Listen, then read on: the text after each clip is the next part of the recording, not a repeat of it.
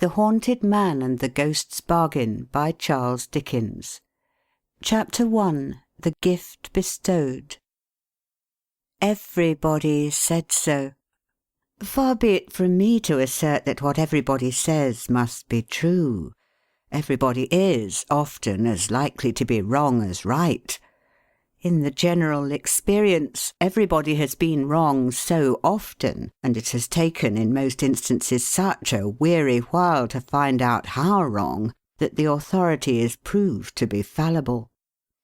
Everybody may sometimes be right, but that's no rule, as the ghost of Giles Scroggins says in the ballad. The dread word ghost recalls me. Everybody said he looked like a haunted man. The extent of my present claim for everybody is that they were so far right. He did. Who could have seen his hollowed cheek, his sunken, brilliant eye, his black-attired figure indefinably grim, although well knit and well proportioned, his grizzled hair hanging like tangled seaweed about his face, as if he had been through his whole life a lonely mark for the chafing and beating of the great deep of humanity, but might have said he looked like a haunted man? Who could have observed his manner, taciturn, thoughtful, gloomy, shadowed by habitual reserve, retiring always and jocund never, with a distraught air of reverting to a bygone place and time, or of listening to some old echoes in his mind, but might have said it was the manner of a haunted man? Who could have heard his voice, slow speaking, deep and grave, with a natural fullness and melody in it which he seemed to set himself against and stop, but might have said it was the voice of a haunted man? Who that had seen him in his inner chamber, part library and part laboratory, for he was, as the world knew, far and wide, a learned man in chemistry, and a teacher on whose lips and hands a crowd of aspiring ears and eyes hung daily? Who that had seen him there upon a winter night, alone, surrounded by his drugs and instruments and books, the shadow of his shaded lamp a monstrous beetle on the wall, motionless among a crowd of spectral shapes raised there by the flickering of the fire upon the quaint objects around him? Some of these phantoms, the reflection of glass vessels that held liquids, trembling at heart, like things that knew his power to uncombine them, and to give back their component parts to fire and vapour. Who that had seen him then, his work done, and he pondering in his chair before the rusted grate and red flame, moving his thin mouth as if in speech, but silent as the dead, would not have said that the man seemed haunted, and the chamber too? Who might not, by a very easy flight of fancy, have believed that everything about him took this haunted tone, and that he lived on haunted ground? His dwelling was so solitary and vault-like, an old retired part of an ancient endowment for students, once a brave edifice planted in an open place, but now the obsolete whim of forgotten architects, smoke, age, and weather darkened, squeezed on every side by the overgrowing of the great city, and choked like an old well with stones and bricks. Its small quadrangles lying down in very pits formed by the streets and buildings, which in course of time had been constructed above its heavy chimney-stacks. Its old trees insulted by the neighbouring smoke, which deigned to droop so low when it was very feeble and the weather very moody. Its grass plots struggling with the mildewed earth to be grass or to win any show of compromise. Its silent pavements, unaccustomed to the tread of feet and even to the observation of eyes, except when a stray face looked down from the upper world, wondering what nook it was. its sundial in a little bricked-up corner where no sun had straggled for 100 years, but where, in compensation for the sun's neglect, the snow would lie for weeks when it lay nowhere else, and the black east wind would spin like a huge humming top when in all other places it was silent and still. His dwelling, at its heart and core, within doors, at his fireside, was so lowering and old, so crazy, yet so strong, with its worm-eaten beams of wood in the ceiling, and its sturdy floor shelving downward to the great oak chimney-piece, so environed and hemmed in by the pressure of the town, yet so remote in fashion, age, and custom, so quiet, yet so thundering with echoes when a distant voice was raised or a door was shut, echoes not confined to the many low passages and empty rooms, but rumbling and grumbling till they were stifled in the heavy air of the forgotten crypt, where the Norman arches were half buried in the earth. You should have seen him in his dwelling about twilight, in the dead winter time, when the wind was blowing shrill and shrewd with the going down of the blurred sun, when it was just so dark as that the forms of things were indistinct and big, but not wholly lost, when sitters by the fire began to see wild faces and figures, mountains and abysses, ambuscades and armies in the coals, when people in the streets bent down their heads and ran before the weather, when those who were obliged to meet it were stopped at angry corners, stung by wandering snowflakes alighting on the lashes of their eyes, which fell too sparingly and were blown away too quickly to leave a trace upon the frozen ground, when windows of private houses closed up tight and warm, when lighted gas began to burst forth in the busy and the quiet streets, fast blackening otherwise, when stray pedestrians, shivering along the latter, looked down at the glowing fires in kitchens, and sharpened their sharp appetites by sniffing up the fragrance of whole miles of dinners, when travellers by land were bitter cold and looked wearily on gloomy landscapes, rustling and shuddering in the blast, when mariners at sea, outlying upon icy yards, were tossed and swung above the howling ocean dreadfully, when lighthouses on rocks and headlands showed solitary and watchful, and benighted sea-birds breasted on against their ponderous lanterns and fell dead, when little readers of story-books by the firelight trembled to think of Cassim Baba cut into quarters, hanging in the robber's cave, or had some small misgivings that the fierce little old woman with the crutch, who used to start out of the box in the merchant Abuda's bedroom, might one of these nights be found upon the stairs in the long, cold, dusky journey up to bed, when in rustic places the last glimmering of daylight died away from the ends of avenues, and the trees arching overhead were sullen and black, when in parks and woods the high wet fern and sodden moss and beds of fallen leaves and trunks of trees were lost to view in masses of impenetrable shade, when mists arose from dyke and fen and river, when lights in old halls and in cottage windows were a cheerful sight, when the mill stopped, the wheelwright and the blacksmith shut their workshops, the turnpike gate closed, the plough and harrow were left lonely in the fields,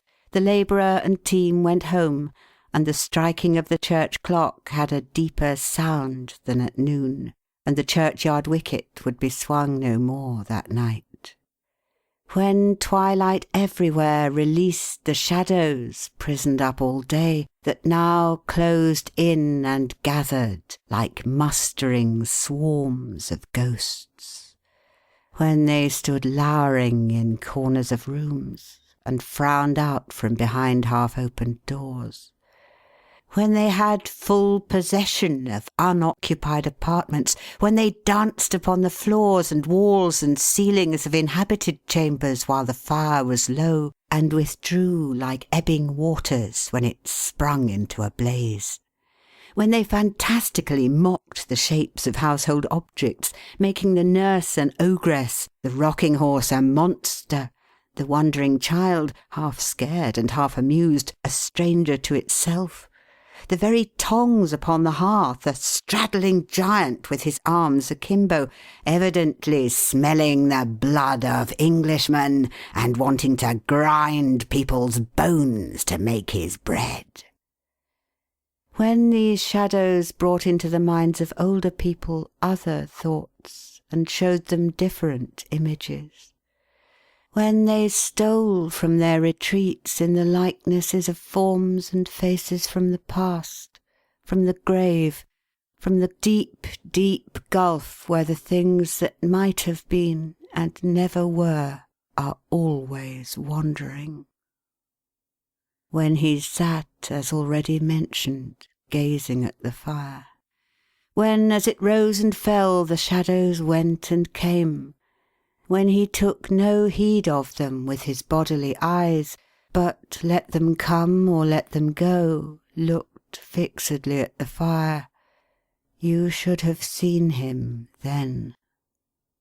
When the sounds that had arisen with the shadows and come out of their lurking places at the twilight summons seemed to make a deeper stillness all about him, when the wind was rumbling in the chimney and sometimes crooning, sometimes howling in the house, when the old trees outside were so shaken and beaten that one querulous old rook, unable to sleep, protested now and then in a feeble, dozy, high-up "Caw!" When at intervals the window trembled, the rusty vane upon the turret-top complained, the clock beneath it recorded that another quarter of an hour was gone, or the fire collapsed and fell in with a rattle. When a knock came at his door, in short, as he was sitting so, and roused him. "Who's that?" said he. "Come in." Surely there had been no figure leaning on the back of his chair, no face looking over it. It is certain that no gliding footstep touched the floor as he lifted up his head with a start and spoke. And yet there was no mirror in the room on whose surface his own form could have cast its shadow for a moment, and something had passed darkly and gone. "I'm humbly fearful, sir," said a fresh-coloured, busy man, holding the door open with his foot for the admission of himself and a wooden tray he carried, and letting it go again by very gentle and careful degrees when he and the tray had got in, lest it should close noisily, "that it's a good bit past the time to-night. But Mrs. William has been taken off her legs so often. By the wind, I have heard it rising. By the wind, sir, that it's a mercy she got home at all. Oh dear, yes. Yes, it was by the wind, Mr. Redlaw, by the wind." He had by this time put down the tray for dinner, and was employed in lighting the lamp and spreading a cloth on the table. From this employment he desisted in a hurry to stir and feed the fire, and then resumed it. The lamp he had lighted, and the blaze that rose under his hand, so quickly changing the appearance of the room, that it seemed as if the mere coming in of his fresh red face and active manner had made the pleasant alteration. "Mrs. William is of course subject at any time, sir, to be taken off her balance by the elements. She is not formed superior to that." "No," returned Mr. Redlaw, good-naturedly, though abruptly. "No, sir, Mrs. William may be taken off her balance by earth, as for example last Sunday week, when sloppy and greasy, and she going out to tea with her newest sister-in-law, and having a pride in herself, and wishing to appear perfectly spotless, though pedestrian. Mrs. William may be taken off her balance by air, as being once over-persuaded by a friend to try a swing at Peckham Fair, which acted on her constitution instantly like a steamboat. Mrs. William may be taken off her balance by fire, as on a false alarm of engines at her mother's, when she went 2 miles in her nightcap. Mrs. William may be taken off her balance by water, as at Battersea when rowed into the piers by her young nephew Charlie Swidger Jr., aged 12, which had no idea of boats whatever. But these are elements. Mrs. William must be taken out of elements for the strength of her character to come into play." As he stopped for a reply, the reply was, "Yes," in the same tone as before. "Yes, sir. Oh dear, yes," said Mr. Swidger, still proceeding with his preparations and checking them off as he made them.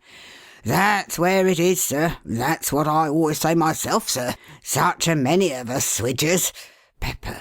Why, there's my father, sir, superannuated keeper and custodian of this institution, 87-year-old. He's a Swidger. Spoon." "True, William," was the patient and abstracted answer, when he stopped again. "Yes, sir," said Mr. Swidger.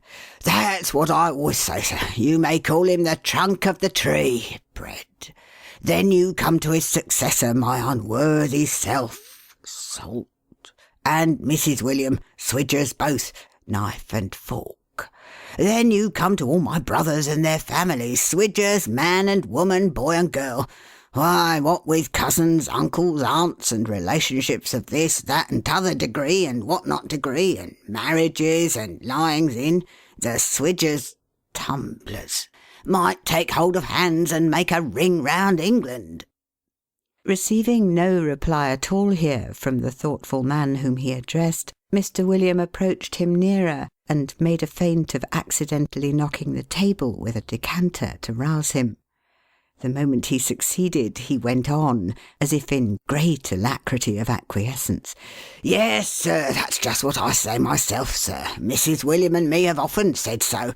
There's Swidgers enough, we say, without our voluntary contributions. Butter. In fact, sir, my father is a family in himself, casters, to take care of, and it happens all for the best that we have no child of our own, though it's made Mrs. William rather quiet like, too. Quite ready for the fowl and mashed potatoes, sir. Mrs. William said she'd dish in 10 minutes when I left the lodge." "I am quite ready," said the other, waking as from a dream and walking slowly to and fro. "Mrs. William has been at it again, sir," said the keeper, as he stood warming a plate at the fire and pleasantly shading his face with it. Mr. Redlaw stopped in his walking, and an expression of interest appeared in him. "What I always say myself, sir. She will do it. There's a motherly feeling in Mrs. William's breast that must and will have went." "What has she done?" "Why, sir, not satisfied with being a sort of mother to all the young gentlemen that come up from a variety of parts to attend your courses of lectures at this ancient foundation. It's surprising how stone chainy catches the heat this frosty weather, to be sure." Here he turned the plate and cooled his fingers. "Well?" said Mr. Redlaw. "That's just what I say myself, sir," returned Mr. William, speaking over his shoulder as if in ready and delighted assent. "That's exactly where it is, sir. There ain't one of our students but appears to regard Mrs. William in that light. Every day, right through the course, they puts their heads into the lodge one after another, and have all got something to tell her or something to ask her. Swidge is the appellation by which they speak of Mrs. William in general among themselves, I'm told. But that's what I say, sir. Better be called ever so far out of your name if it's done in real liking, than have it made ever so much of and not cared about. What's a name for? To know a person by. If Mrs. William is known by something better than her name, I allude to Mrs. William's qualities and disposition, never mind her name, though it is Swidger by rights. Let 'em call her Swidge, Widge, Bridge. Lord, London Bridge, Blackfriars, Chelsea, Putney, Waterloo, or Hammersmith Suspension, if they like." The close of this triumphant oration brought him and the plate to the table, upon which he half laid and half dropped it, with a lively sense of its being thoroughly heated, just as the subject of his praises entered the room, bearing another tray and a lantern, and followed by a venerable old man with long grey hair. Mrs. William, like Mr. William, was a simple, innocent-looking person, in whose smooth cheeks the cheerful red of her husband's official waistcoat was very pleasantly repeated. But whereas Mr. William's light hair stood on end all over his head, and seemed to draw his eyes up with it in an excess of bustling readiness for anything, the dark brown hair of Mrs. William was carefully smoothed down and waved away under a trim, tidy cap, in the most exact and quiet manner imaginable. Whereas Mr. William's very trousers hitched themselves up at the ankles as if it were not in their iron-grey nature to rest without looking about them, Mrs. William's neatly flowered skirts, red and white like her own pretty face, were as composed and orderly as if the very wind that blew so hard out of doors could not disturb one of their folds. Whereas his coat had something of a fly-away and half-off appearance about the collar and breast, her little bodice was so placid and neat that there should have been protection for her in it, had she needed any, with the roughest people. Who could have had the heart to make so calm a bosom swell with grief, or throb with fear, or flutter with a thought of shame? To whom would its repose and peace have not appealed against disturbance, like the innocent slumber of a child? "Punctual, of course, Milly," said her husband, relieving her of the tray, "or it wouldn't be you. Here's Mrs. William, sir." He looked lonelier than ever to-night, whispering to his wife as he was taking the tray, "and ghostlier altogether." Without any show of hurry or noise, or any show of herself even, she was so calm and quiet, Milly set the dishes she had brought upon the table. Mr. William, after much clattering and running about, having only gained possession of a butter-boat of gravy, which he stood ready to serve. "What is that the old man has in his arms?" asked Mr. Redlaw as he sat down to his solitary meal. "Holly, sir," replied the quiet voice of Milly. "That's what I say myself, sir," interposed Mr. William, striking in with the butter-boat. "Berries is so seasonable to the time of year. Brown gravy." "Another Christmas come, another year gone," murmured the chemist with a gloomy sigh. "More figures in the lengthening sum of recollection that we work and work at to our torment, till death idly jumbles all together and rubs all out. So, Philip," breaking off and raising his voice as he addressed the old man, standing apart with his glistening burden in his arms, from which the quiet Mrs. William took small branches, which she noiselessly trimmed with her scissors and decorated the room with, while her aged father-in-law looked on much interested in the ceremony. "My duty to you, sir," returned the old man. "Should have spoke before, sir, but know your ways, Mr. Redlaw, proud to say, and wait till spoke to. Merry Christmas, sir, and Happy New Year, and many of 'em. Have had a pretty many of 'em myself, and may take the liberty of wishing 'em. I'm 87. "Have you had so many that were merry and happy?" asked the other. "Ay, sir, ever so many," returned the old man. "Is his memory impaired with age? It is to be expected now," said Mr. Redlaw, turning to the son and speaking lower. "Not a morsel of it, sir," replied Mr. William. "That's exactly what I say myself, sir.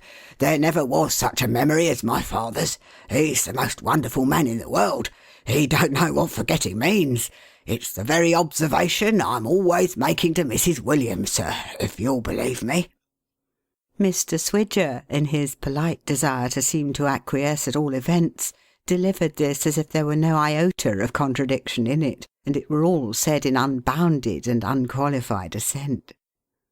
The Chemist pushed his plate away, and rising from the table, walked across the room to where the old man stood, looking at a little sprig of holly in his hand.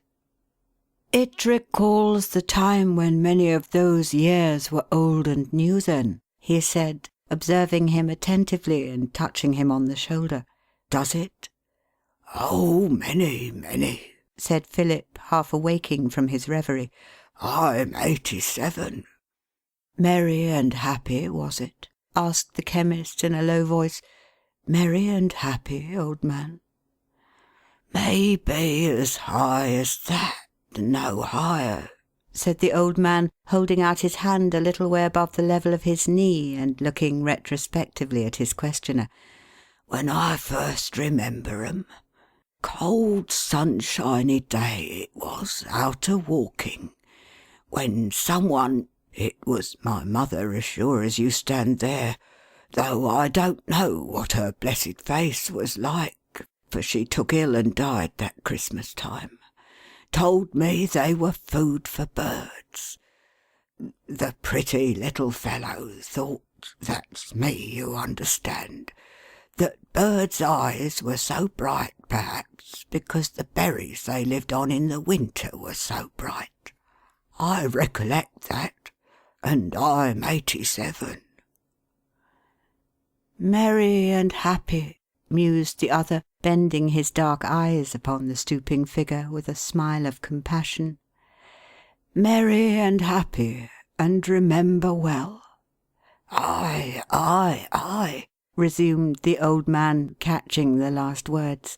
"I remember 'em well in my school time, year after year, and all the merry-making that used to come along with them. I was a strong chap then, Mr. Redlaw, and, if you'll believe me, hadn't my match at football within 10 mile. Where's my son William? Hadn't my match at football, William, within 10 mile. That's what I always say, father," returned the son promptly and with great respect. "You are a Swidger, if ever there was one of the family." "Dear," said the old man, shaking his head as he again looked at the holly. "His mother, my son William's my youngest son, and I have sat among 'em all, boys and girls, little children and babies, many a year, when the berries like these were not shining half so bright all round us as their bright faces. Many of 'em are gone. She's gone. And my son George, our eldest, who was her pride more than all the rest, is fallen very low. But I can see them when I look here, alive and healthy as they used to be in those days. And I can see him, thank God, in his innocence. It's a blessed thing to me at 87. The keen look that had been fixed upon him with so much earnestness had gradually sought the ground. When my circumstances got to be not so good as formerly through not being honestly dealt by, and I first come here to be custodian," said the old man, "which was upwards of 50 years ago. Where's my son William? More than half a century ago, William." "That's what I say, father," replied the son as promptly and dutifully as before. "That's exactly where it is. 2 times 0's a 0, and twice 5 10, and there's 100 of 'em." "It was quite a pleasure to know that one of our founders, or more correctly speaking," said the old man, with a great glory in his subject and his knowledge of it, "one of the learned gentlemen that helped endow us in Queen Elizabeth's time, for we were founded afore her day, left in his will, among the other bequests he made us, so much to buy holly for garnishing the walls and windows come Christmas. There was something homely and friendly in it. Being but strange here then, and coming at Christmas time, we took a liking for his very picture that hangs in what used to be, anciently, afore our 10 poor gentlemen commuted for an annual stipend in money, our great dinner hall. A sedate gentleman in a peaked beard, with a ruff round his neck, and a scroll below him in old English letters, Lord, keep my memory green.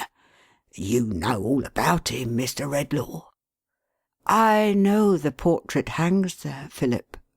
"Yes, sure, it's the second on the right above the panelling. I was going to say, he has helped to keep my memory green. I thank him. For going round the building every year, as I'm a-doing now, and freshening up the bare rooms with these branches and berries, freshens up my bare old brain. One year brings back another, and that year another, and those others numbers. At last, it seems to me as if the birth time of our Lord was the birth time of all I have ever had affection for, or mourned for, or delighted in. And there are pretty many, for I'm 87. "Merry and happy," murmured Redlaw to himself. The room began to darken strangely. "So you see, sir," pursued old Philip, whose hale wintry cheek had warmed into a ruddier glow, and whose blue eyes had brightened while he spoke, "I have plenty to keep when I keep this present season. Now, where's my quiet mouse? Chattering's the sin of my time of life, and there's half the building to do yet. If the cold don't freeze us first, or the wind don't blow us away, or the darkness don't swallow us up." The quiet mouse had brought her calm face to his side, and silently taken his arm before he finished speaking. "Come away, my dear," said the old man. "Mr. Redlaw won't settle to his dinner otherwise till it's cold as the winter. I hope you'll excuse me rambling on, sir. And I wish you good night, and once again a merry—" "Stay," said Mr. Redlaw, resuming his place at the table, more, it would have seemed, from his manner, to reassure the old keeper than in any remembrance of his own appetite. "Spare me another moment, Philip. William, you were going to tell me something to your excellent wife's honour. It will not be disagreeable to her to hear you praise her. What was it?" "Why, that's where it is, you see, sir," returned Mr. William Swidger, looking towards his wife in considerable embarrassment. "Mrs. William's got her eye upon me." "But you're not afraid of Mrs. William's eye?" "Why, no, sir," returned Mr. Swidger. "That's what I say myself. It wasn't made to be afraid of. It wouldn't have been made so mild if that was the intention. But I wouldn't like to— Milly— him, you know, down in the buildings." Mr. William, standing behind the table and rummaging disconcertedly among the objects upon it, directed persuasive glances at Mrs. William, and secret jerks of his head and thumb at Mr. Redlaw, as alluring her towards him. "Him, you know, my love," said Mr. William, "down in the buildings. Tell, my dear, you're the works of Shakespeare in comparison with myself. Down in the buildings, you know, my love. Student."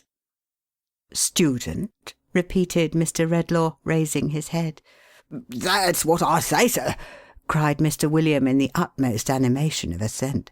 "If it wasn't the poor student down in the buildings, why should you wish to hear it from Mrs. William's lips? Mrs. William, my dear, buildings." "I didn't know," said Milly, with a quiet frankness, free from any haste or confusion, "that William had said anything about it, or I wouldn't have come.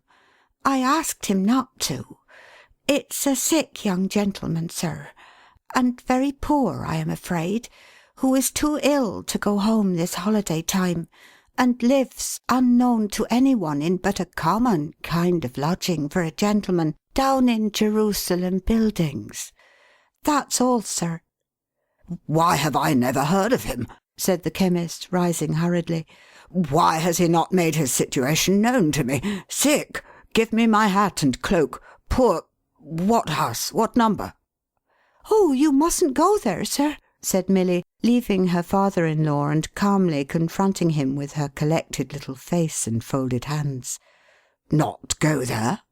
Oh dear, no, said Milly, shaking her head as at a most manifest and self-evident impossibility. It couldn't be thought of. What do you mean? Why not? Why, you see, sir, said Mr. William Swidger, persuasively and confidentially, that's what I say. Depend upon it, the young gentleman would never have made his situation known to one of his own sex. Mrs. William has got into his confidence, but that's quite different. They all confide in Mrs. William. They all trust her. A man, sir, couldn't have got a whisper out of him, but woman, sir, and Mrs. William combined. There is good sense and delicacy in what you say, William, returned Mr. Redlaw, observant of the gentle and composed face at his shoulder. And laying his finger on his lip, he secretly put his purse into her hand. Oh dear no, sir, cried Milly, giving it back again. Worse and worse. Couldn't be dreamed of.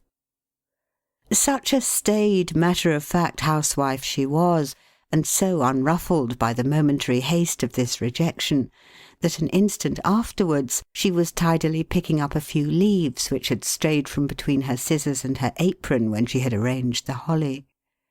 Finding, when she rose from her stooping posture, that Mr. Redlaw was still regarding her with doubt and astonishment, she quietly repeated, looking about the while for any other fragments that might have escaped her observation, Oh dear no, sir. He said that of all the world he would not be known to you or receive help from you, though he is a student in your class. I have made no terms of secrecy with you, but I trust to your honour completely. Why did he say so? Indeed, I can't tell, sir, said Milly, after thinking a little, because I am not at all clever, you know, and I wanted to be useful to him in making things neat and comfortable about him, and employed myself that way. But I know he is poor and lonely, and I think he is somehow neglected too. How dark it is!" The room had darkened more and more. There was a very heavy gloom and shadow gathering behind the chemist's chair. "What more about him?" he asked. "He is engaged to be married when he can afford it," said Milly, "and is studying, I think, to qualify himself to earn a living. I have seen a long time that he has studied hard and denied himself much. How very dark it is!" "It's turned colder, too," said the old man, rubbing his hands. "There's a chill and dismal feeling in the room. Where's my son William? William, my boy, turn the lamp and rouse the fire." Milly's voice resumed, like quiet music very softly played. "He muttered in his broken sleep yesterday afternoon after talking to me," this was to herself, "about some one dead, and some great wrong done that could never be forgotten. But whether to him or to another person I don't know. Not by him, I am sure." "And, in short, Mrs. William, you see, which she wouldn't say herself, Mr. Redlaw, if she was to stop here till the New Year after this next one," said Mr. William, coming up to him to speak in his ear, "has done him worlds of good. Bless you, worlds of good. All at home just the same as ever.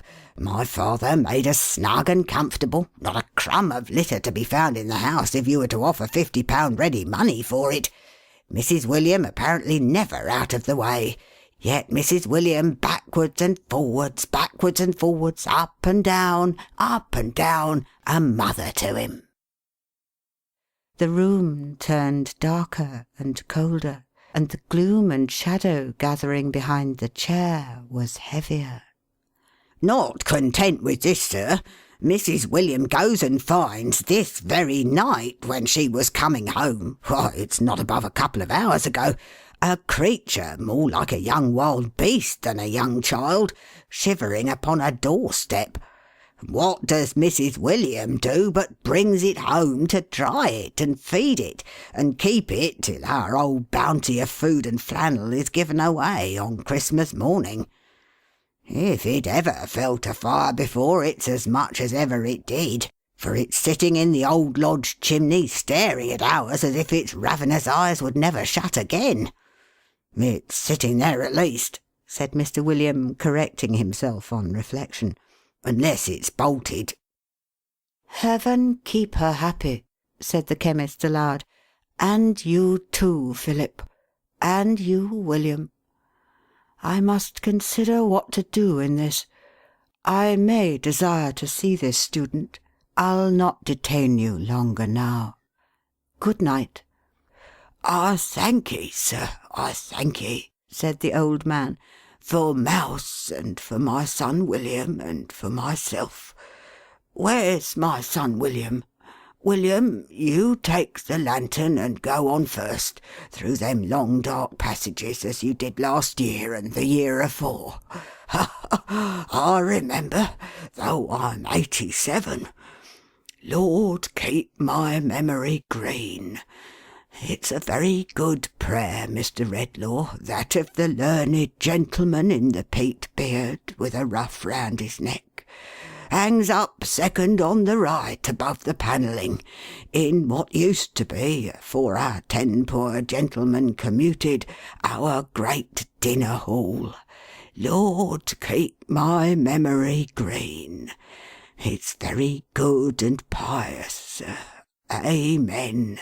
Amen." As they passed out and shut the heavy door, which, however carefully withheld, fired a long train of thundering reverberations when it shut at last, the room turned darker. As he fell a-musing in his chair alone, the healthy holly withered on the wall and dropped dead branches. As the gloom and shadow thickened behind him in that place where it had been gathering so darkly, it took by slow degrees, or out of it there came, by some unreal, unsubstantial process, not to be traced by any human sense, an awful likeness of himself. Ghastly and cold, colourless in its leaden face and hands, but with his features, and his bright eyes, and his grizzled hair, and dressed in the gloomy shadow of his dress, it came into his terrible appearance of existence, motionless, without a sound. As he leaned his arm upon the elbow of his chair, ruminating before the fire, it leaned upon the chair-back, close above him, with its appalling copy of his face looking where his face looked, and bearing the expression his face bore. This, then, was the something that had passed and gone already. This was the dread companion of the haunted man. It took, for some moments, no more apparent heed of him than he of it. The Christmas waits were playing somewhere in the distance, and through his thoughtfulness he seemed to listen to the music. It seemed to listen too. At length he spoke, without moving or lifting up his face. "Here again," he said. "Here again," replied the Phantom. "I see you in the fire," said the haunted man. "I hear you in music, in the wind, in the dead stillness of the night." The Phantom moved its head, assenting. "Why do you come to haunt me thus?" "I come as I am called," replied the Ghost. "No, unbidden," exclaimed the Chemist. "Unbidden be it," said the Spectre. "It is enough. I am here." Hitherto the light of the fire had shone on the two faces, if the dread lineaments behind the chair might be called a face, both addressed towards it as at first, and neither looking at the other. But now the haunted man turned suddenly and stared upon the ghost. The ghost, as sudden in its motion, passed to before the chair and stared on him. The living man and the animated image of himself dead might so have looked, the one upon the other. An awful survey in a lonely and remote part of an empty old pile of building, on a winter night, with the loud wind going by upon its journey of mystery, whence or whither no man knowing since the world began, and the stars in unimaginable millions glittering through it from eternal space, where the world's bulk is as a grain, and its hoary age is infancy. "Look upon me," said the spectre. "I am he, neglected in my youth and miserably poor, who strove and suffered, and still strove and suffered, until I hewed out knowledge from the mine where it was buried, and made rugged steps thereof for my worn feet to rest and rise on." "I am that man," returned the chemist. "No mother's self-denying love," pursued the Phantom, "no father's counsel aided me. A stranger came into my father's place when I was but a child, and I was easily an alien from my mother's heart. My parents, at the best, were of that sort whose care soon ends, and whose duty is soon done, who cast their offspring loose early, as birds do theirs, and if they do well, claim the merit, and if ill, the pity." It paused, and seemed to tempt and goad him with its look, and with the manner of its speech, and with its smile. "I am he," pursued the Phantom, "who in this struggle upward found a friend. I made him, won him, bound him to me. We worked together, side by side. All the love and confidence that in my earlier youth had had no outlet and found no expression, I bestowed on him." "Not all," said Redlaw hoarsely. "No, not all," returned the Phantom. "I had a sister." The haunted man, with his head resting on his hands, replied, "I had." The Phantom, with an evil smile, drew closer to the chair, and resting its chin upon its folded hands upon the back, and looking down into his face with searching eyes that seemed instinct with fire, went on, "Such glimpses of the light of home as I had ever known had streamed from her. How young she was, how fair, how loving. I took her to the first poor roof that I was master of, and made it rich. She came into the darkness of my life and made it bright. She is before me." "I saw her in the fire but now. I hear her in music, in the wind, in the dead stillness of the night," returned the haunted man. "Did he love her?" said the Phantom, echoing his contemplative tone. "I think he did once.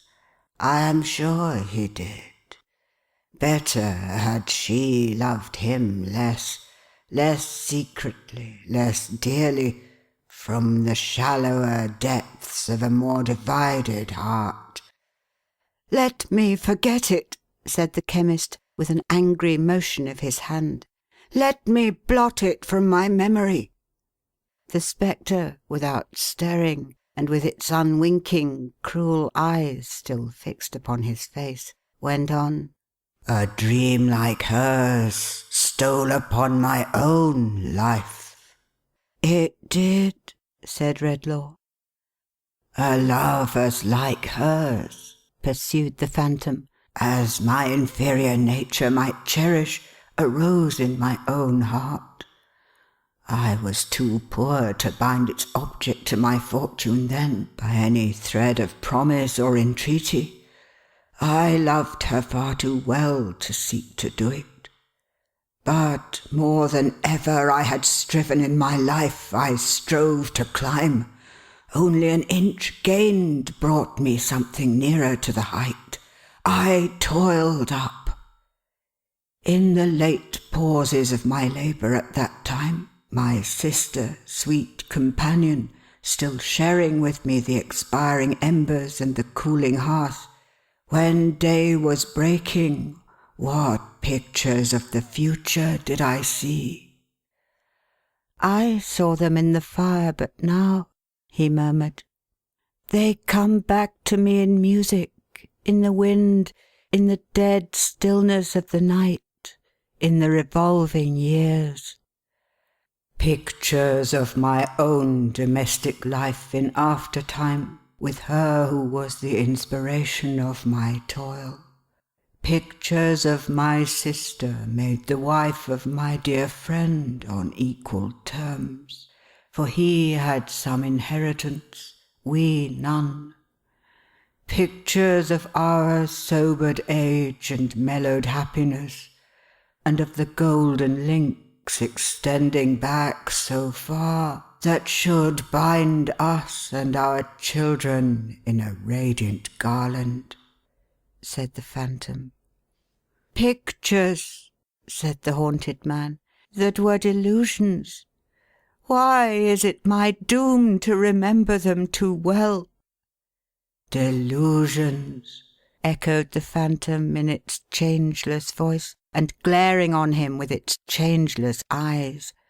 "For my friend, in whose breast my confidence was locked as in my own, passing between me and the centre of the system of my hopes and struggles, won her to himself, and shattered my frail universe. My sister, doubly dear, doubly devoted, doubly cheerful in my home, lived on to see me famous, and my old ambition so rewarded when its spring was broken. And then—" "Then died," he interposed. "Died gentle as ever, happy, and with no concern but for her brother. Peace." The Phantom watched him silently. "Remembered," said the haunted man, after a pause.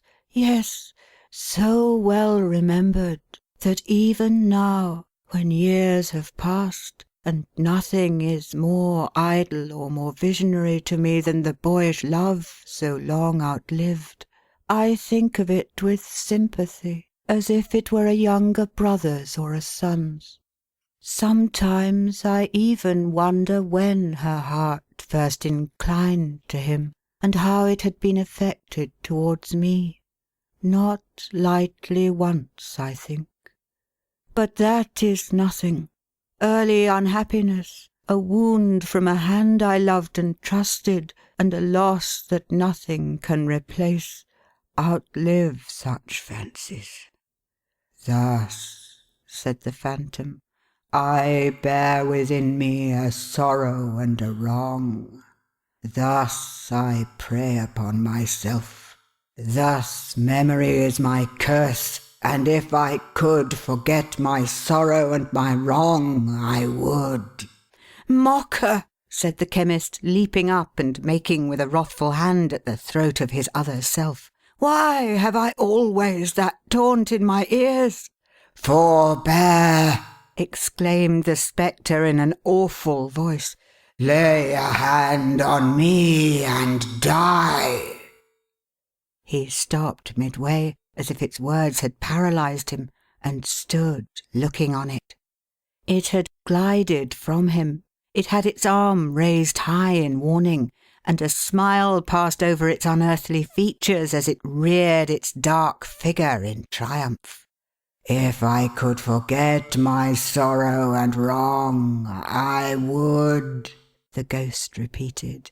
If I could forget my sorrow and wrong, I would. Evil spirit of myself, returned the haunted man, in a low, trembling tone, my life is darkened by that incessant whisper. It is an echo, said the phantom. If it be an echo of my thoughts, as now indeed I know it is, rejoined the haunted man, why should I therefore be tormented? It is not a selfish thought. I suffer it to range beyond myself. All men and women have their sorrows, most of them their wrongs, ingratitude and sordid jealousy and interest besetting all degrees of life. Who would not forget their sorrows and their wrongs? Who would not, truly, and be the happier and better for it? Said the phantom. These revolutions of years which we commemorate, proceeded Redlaw, what do they recall? Are there any minds in which they do not reawaken some sorrow or some trouble? What is the remembrance of the old man who was here to-night? A tissue of sorrow and trouble. But common natures, said the phantom, with its evil smile upon its glassy face, unenlightened minds and ordinary spirits do not feel or reason on these things like men of higher cultivation and profounder thought.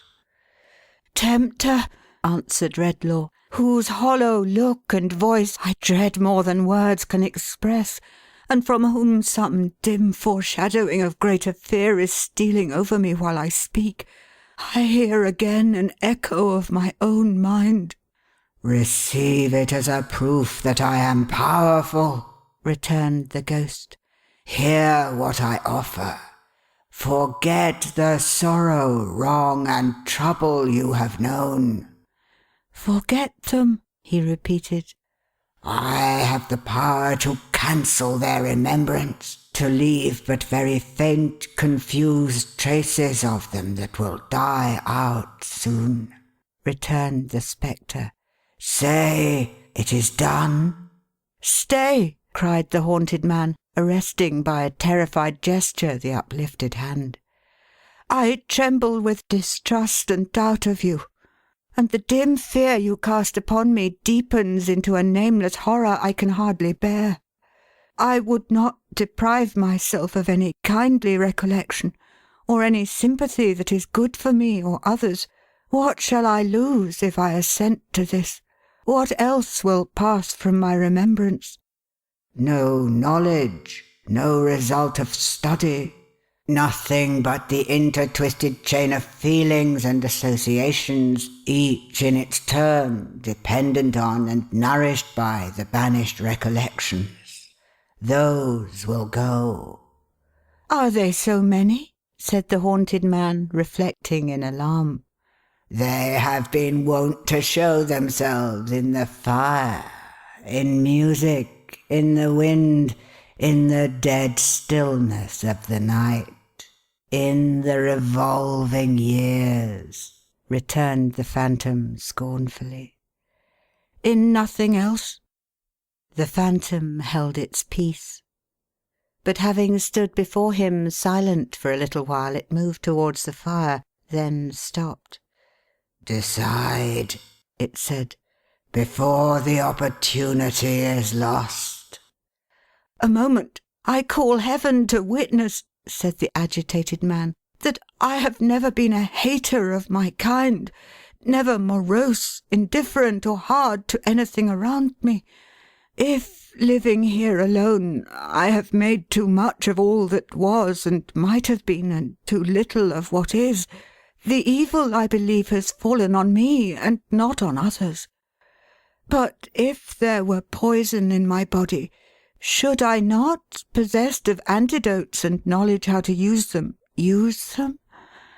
If there be poison in my mind, and through this fearful shadow I can cast it out.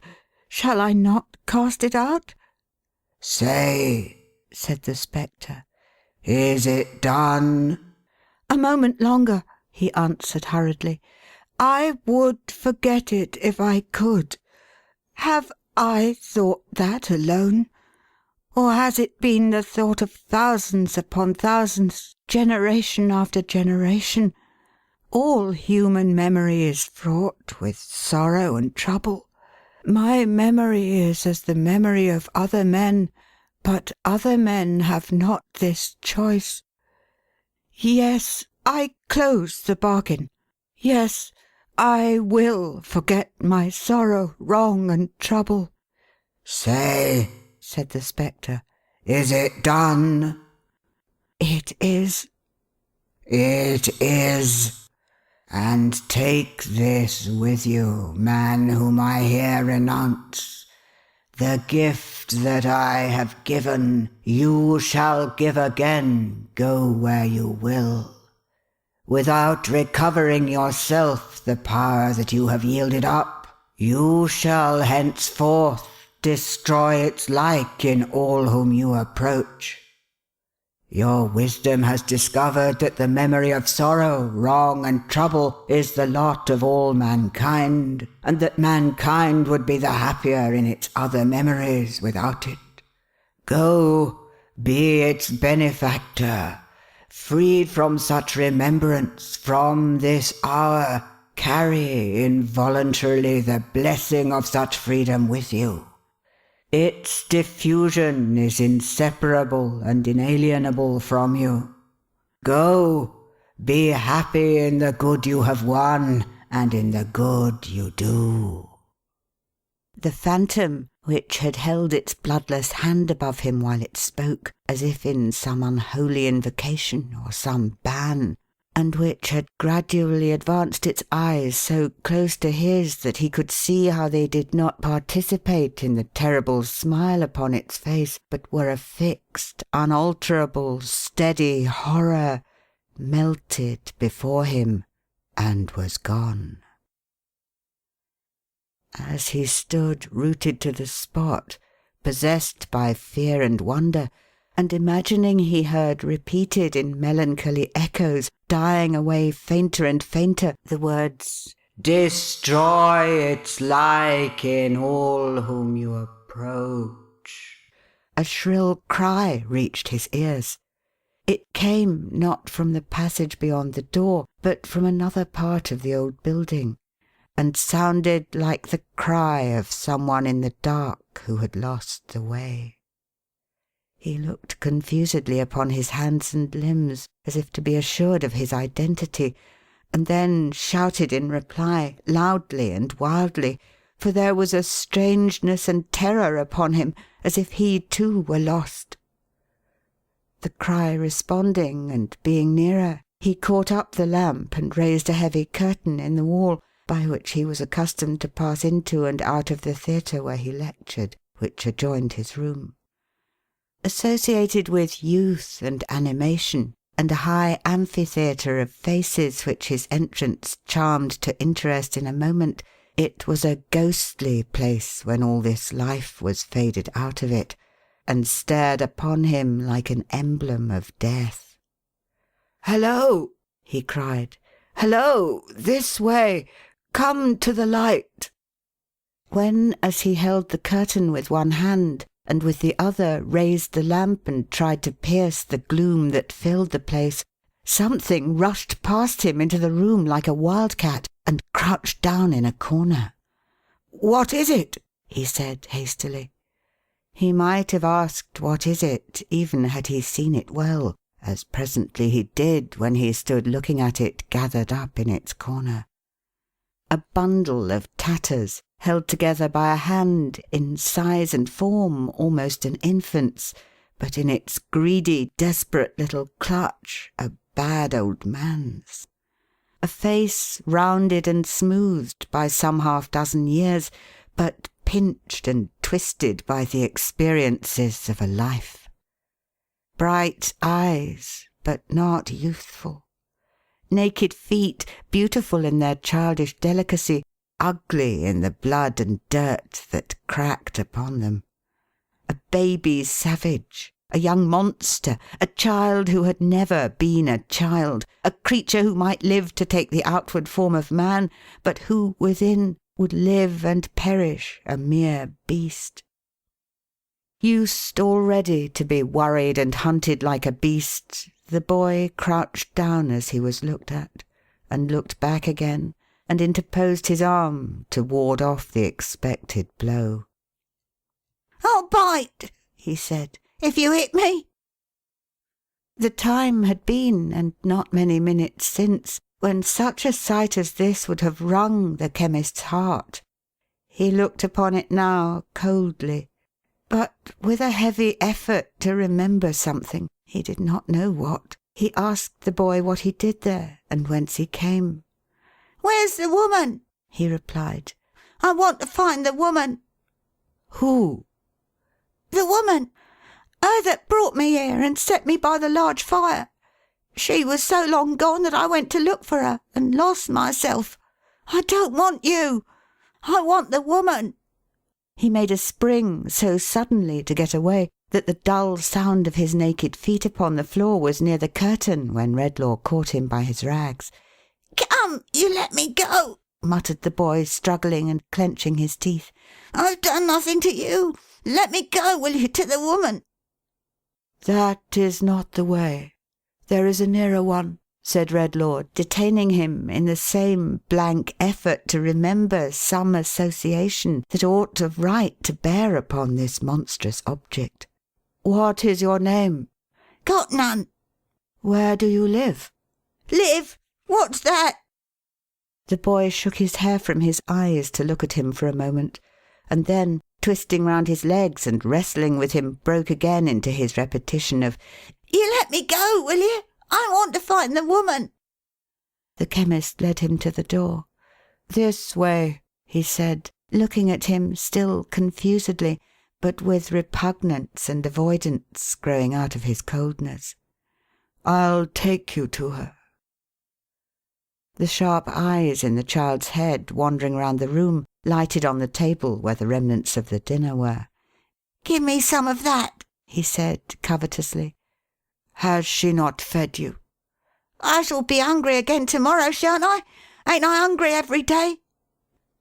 Finding himself released, he bounded at the table like some small animal of prey, and hugging to his breast bread and meat and his own rags all together, said, "There! Now take me to the woman." As the chemist, with a new-born dislike to touch him, sternly motioned him to follow, and was going out of the door, he trembled and stopped.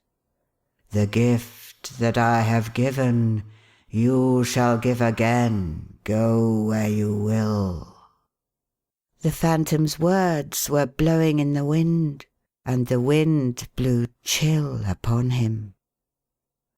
"I'll not go there to-night," he murmured faintly. "I'll go nowhere to-night. Boy, straight down this long-arched passage, and past the great dark door into the yard. You see the fire shining on the window there?" "The woman's fire?" inquired the boy. He nodded, and the naked feet had sprung away. He came back with his lamp, locked his door hastily, and sat down in his chair, covering his face like one who was frightened at himself. For now he was indeed alone. Alone, alone. Chapter 2. The Gift Diffused. A small man sat in a small parlour partitioned off from a small shop by a small screen pasted all over with small scraps of newspapers.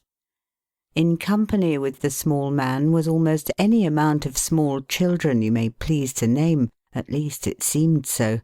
They made, in that very limited sphere of action, such an imposing effect in point of numbers. Of these small fry, 2 had, by some strong machinery, been got into bed in a corner, where they might have reposed snugly enough in the sleep of innocence, but for a constitutional propensity to keep awake, and also to scuffle in and out of bed. The immediate occasion of these predatory dashes at the waking world was the construction of an oyster-shell wall in a corner by two other youths of tender age, on which fortification the two in bed made harassing descents, like those accursed Picts and Scots who beleaguer the early historical studies of most young Britons, and then withdrew to their own territory.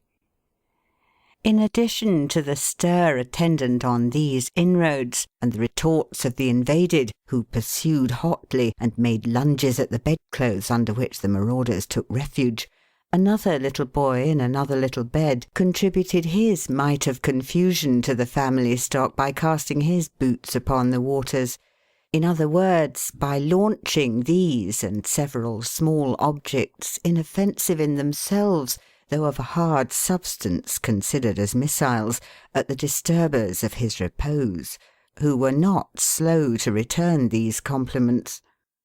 Besides which, another little boy, the biggest there, but still little, was tottering to and fro, bent on one side, and considerably affected in his knees by the weight of a large baby, which he was supposed, by a fiction that obtains sometimes in sanguine families, to be hushing to sleep. But oh, the inexhaustible regions of contemplation and watchfulness into which this baby's eyes were then only beginning to compose themselves to stare over his unconscious shoulder. It was a very Moloch of a baby, on whose insatiate altar the whole existence of this particular young brother was offered up a daily sacrifice. Its personality may be said to have consisted in its never being quiet in any one place for 5 consecutive minutes, and never going to sleep when required. Tetterby's baby was as well known in the neighbourhood as the postman or the pot-boy. It roved from doorstep to doorstep in the arms of little Johnny Tetterby, and lagged heavily at the rear of troops of juveniles who followed the tumblers or the monkey, and came up all on one side a little too late for everything that was attractive, from Monday morning until Saturday night. Wherever childhood congregated to play, there was little Moloch, making Johnny fag and toil.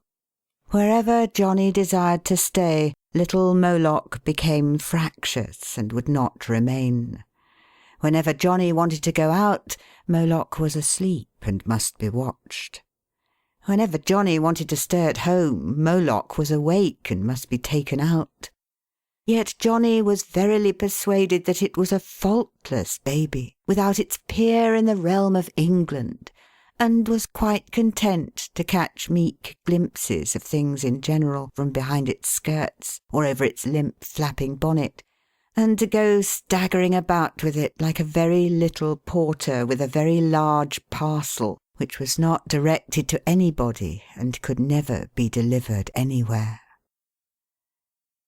The small man who sat in the small parlour, making fruitless attempts to read his newspaper peaceably in the midst of this disturbance, was the father of the family, and the chief of the firm described in the inscription over the little shop front, by the name and title of A. Tetterby and Co., newsmen. Indeed, strictly speaking, he was the only personage answering to that designation, as Co. was a mere poetical abstraction, altogether baseless and impersonal. Tetterby's was the corner shop in Jerusalem Buildings.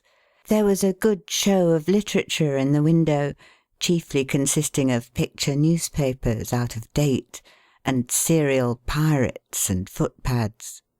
Walking sticks likewise, and marbles were included in the stock in trade. It had once extended into the light confectionery line, but it would seem that those elegancies of life were not in demand about Jerusalem Buildings, for nothing connected with that branch of commerce remained in the window, except a sort of small glass lantern containing a languishing mass of bull's-eyes, which had melted in the summer and congealed in the winter until all hope of ever getting them out, or of eating them without eating the lantern too, was gone for ever. Tetterby's had tried its hand at several things. It had once made a feeble little dart at the toy business, for in another lantern there was a heap of minute wax dolls, all sticking together upside down in the direst confusion, with their feet on one another's heads, and a precipitate of broken arms and legs at the bottom. It had made a move in the millinery direction, which a few dry, wiry bonnet shapes remained in a corner of the window to attest. It had fancied that a living might lie hidden in the tobacco trade, and had stuck up a representation of a native of each of the 3 integral portions of the British Empire in the act of consuming that fragrant weed, with a poetic legend attached, importing that in one cause they sat and joked, one chewed tobacco, one took snuff, one smoked. But nothing seemed to have come of it, except flies. Time had been when it had put a forlorn trust in imitative jewellery, for in one pane of glass there was a card of cheap seals, and another of pencil cases, and a mysterious black amulet of inscrutable intention, labelled 9d. But to that hour, Jerusalem Buildings had bought none of them. In short, Tetterby's had tried so hard to get a livelihood out of Jerusalem Buildings in one way or other, and appeared to have done so indifferently in all, that the best position in the firm was too evidently Coe's. Coe, as a bodiless creation, being untroubled with the vulgar inconveniences of hunger and thirst, being chargeable neither to the poor's rates nor the assessed taxes, and having no young family to provide for.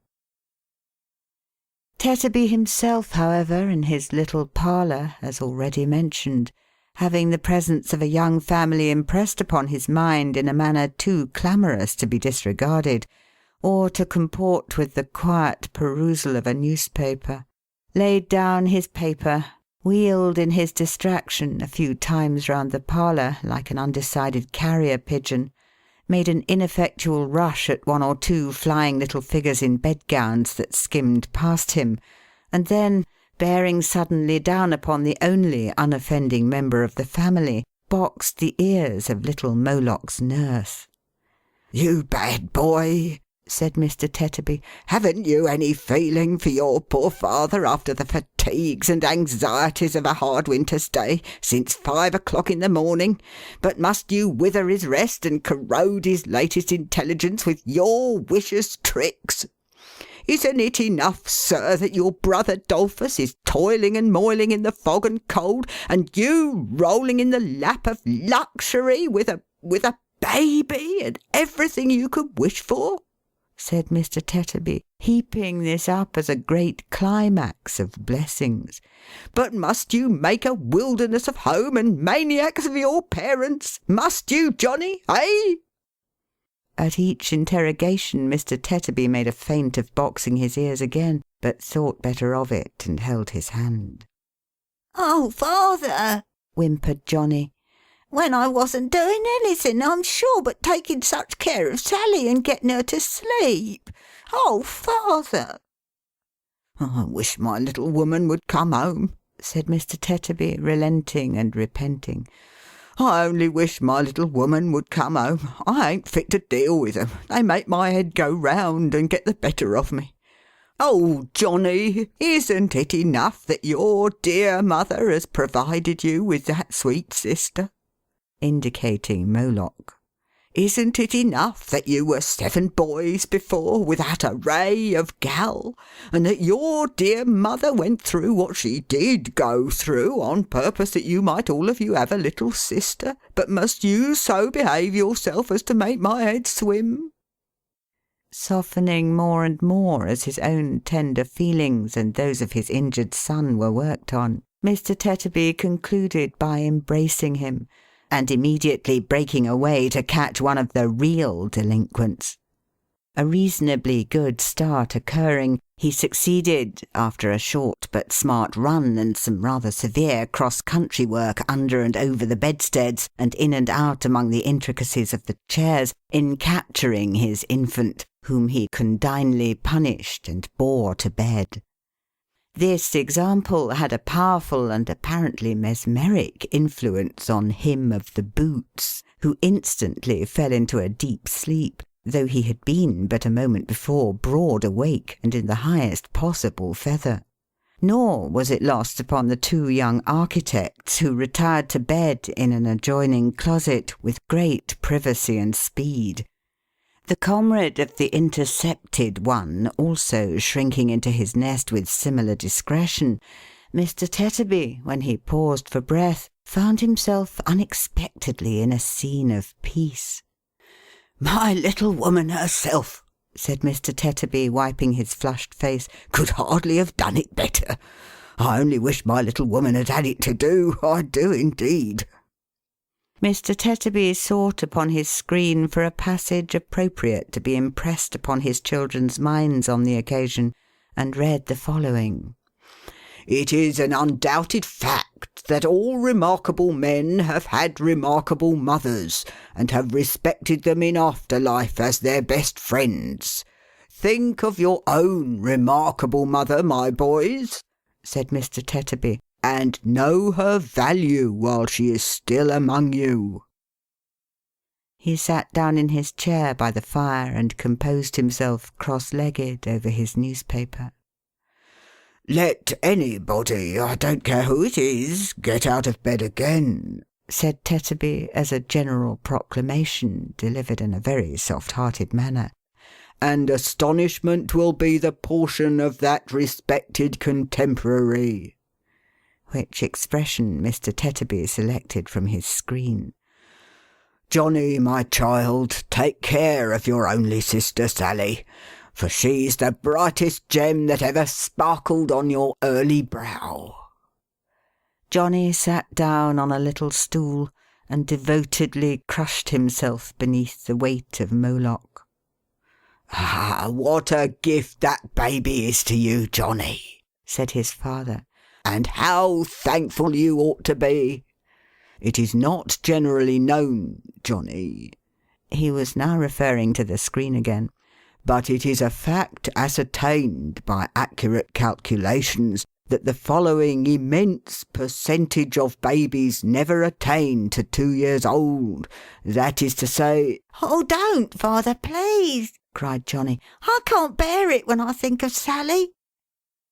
Mr. Tetterby desisting, Johnny, with a profounder sense of his trust, wiped his eyes and hushed his sister. "Your brother Dolphus," said his father, poking the fire, "is late to-night, Johnny, and will come home like a lump of ice. What's got your precious mother?" "Here's mother, and Dolphus too, father," exclaimed Johnny. "I think." "You're right," returned his father, listening. "Yes, that's the footstep of my little woman." The process of induction by which Mr. Tetterby had come to the conclusion that his wife was a little woman was his own secret. She would have made 2 editions of himself very easily. Considered as an individual, she was rather remarkable for being robust and portly, but considered with reference to her husband, her dimensions became magnificent. Nor did they assume a less imposing proportion when studied with reference to the size of her 7 sons, who were but diminutive. In the case of Sally, however, Mrs. Tetterby had asserted herself at last, as nobody knew better than the victim Johnny, who weighed and measured that exacting idol every hour in the day.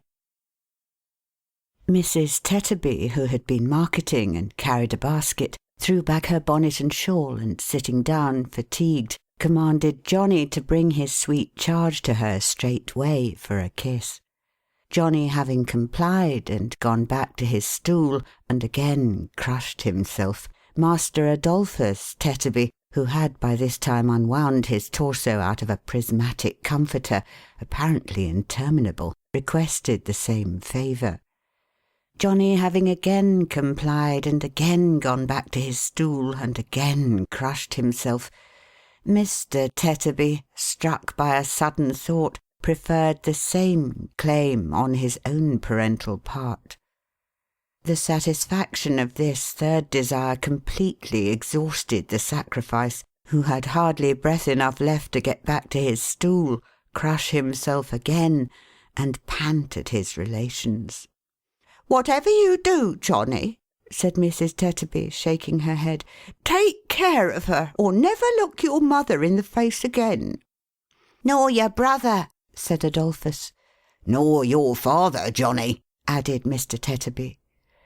Johnny, much affected by this conditional renunciation of him, looked down at Moloch's eyes to see that they were all right so far, and skilfully patted her back, which was uppermost, and rocked her with his foot. "Are you wet, Dolphus, my boy?" said his father. "Come and take my chair and dry yourself." "No, father, thank'ee," said Adolphus, smoothing himself down with his hands. "I ain't very wet, I don't think. Does my face shine much, father?" "Well, it does look waxy, my boy," returned Mr. Tetterby. "It's the weather, father," said Adolphus, polishing his cheeks on the worn sleeve of his jacket. "What with rain and sleet and wind and snow and fog, my face gets quite brought out into a rash sometimes.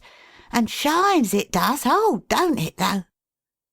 Master Adolphus was also in the newspaper line of life, being employed by a more thriving firm than his father and co. to vend newspapers at a railway station, where his chubby little person, like a shabbily disguised Cupid, and his shrill little voice (he was not much more than 10 years old), were as well known as the hoarse panting of the locomotives running in and out.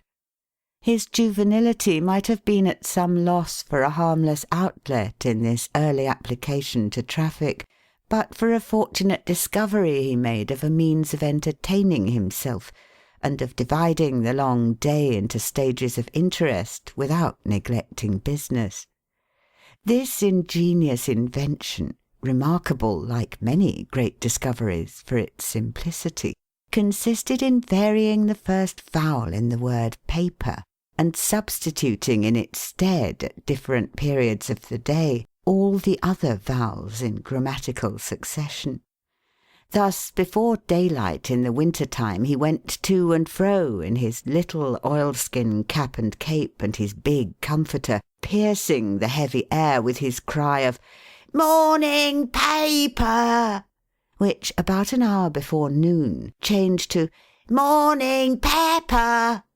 which about 2 changed to "Morning pipper!" which in a couple of hours changed to "Morning popper!"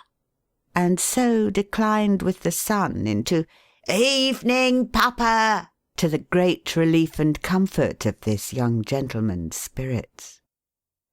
Mrs. Tetterby, his lady mother, who had been sitting with her bonnet and shawl thrown back, as aforesaid, thoughtfully turning her wedding ring round and round upon her finger, now rose, and divesting herself of her out-of-door attire, began to lay the cloth for supper. "Ah, dear me, dear me, dear me," said Mrs. Tetterby. "That's the way the world goes." "Which is the way the world goes, my dear?" asked Mr. Tetterby, looking round. "Oh, nothing," said Mrs. Tetterby. Mr. Tetterby elevated his eyebrows, folded his newspaper afresh, and carried his eyes up it and down it and across it, but was wandering in his attention and not reading it. Mrs. Tetterby at the same time laid the cloth, but rather as if she were punishing the table than preparing the family supper, hitting it unnecessarily hard with the knives and forks, slapping it with the plates, dinting it with the salt cellar, and coming heavily down upon it with the loaf. "Ah, dear me, dear me, dear me," said Mrs. Tetterby. "That's the way the world goes." "My duck," returned her husband, looking round again, "you said that before. Which is the way the world goes?" "Oh, nothing," said Mrs. Tetterby. "Sophia," remonstrated her husband. You said that before, too." "Well, I'll say it again, if you like," returned Mrs. Tetterby. "Oh, nothing. There. And again, if you like. Oh, nothing. There. And again, if you like. Oh, nothing. Now then." Mr. Tetterby brought his eye to bear upon the partner of his bosom, and said in mild astonishment, "My little woman, what has put you out?" "I'm sure I don't know," she retorted. "Don't ask me. Who said I was put out at all? I never did." Mr. Tetterby gave up the perusal of his newspaper as a bad job, and taking a slow walk across the room with his hands behind him and his shoulders raised, his gait according perfectly with the resignation of his manner, addressed himself to his 2 eldest offspring. "Your supper will be ready in a minute, 'Dolphus," said Mr. Tetterby. "Your mother has been out in the wet to the cook shop to buy it. It was very good of your mother so to do. You shall get some supper too very soon, Johnny. Your mother's pleased with you, my man, for being so attentive to your precious sister." Mrs. Tetterby, without any remark, but with a decided subsidence of her animosity towards the table, finished her preparations, and took from her ample basket a substantial slab of hot pease pudding wrapped in paper, and a basin covered with a saucer, which on being uncovered sent forth an odour so agreeable that the 3 pair of eyes in the 2 beds opened wide and fixed themselves upon the banquet. Mr. Tetterby, without regarding this tacit invitation to be seated, stood repeating slowly, "Yes, yes, your supper will be ready in a minute, 'Dolphus. Your mother went out in the wet to the cook shop to buy it.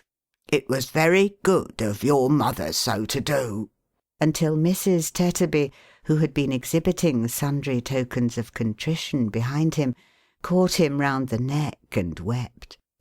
"Oh, 'Dolphus," said Mrs. Tetterby, "how could I go and behave so?" This reconciliation affected Adolphus the younger and Johnny to that degree that they both as with one accord raised a dismal cry, which had the effect of immediately shutting up the round eyes in the beds, and utterly routing the 2 remaining little Tetterbys, just then stealing in from the adjoining closet to see what was going on in the eating way. "I am sure, 'Dolphus," sobbed Mrs. Tetterby, "coming home I had no more idea than a child unborn." Mr. Tetterby seemed to dislike this figure of speech, and observed, "Say than the baby, my dear." "Had no more idea than the baby," said Mrs. Tetterby. "Johnny, don't look at me, but look at her, or she'll fall out of your lap and be killed, and then you'll die in agonies of a broken heart, and serve you right. No more idea I hadn't than that darling of being cross when I came home.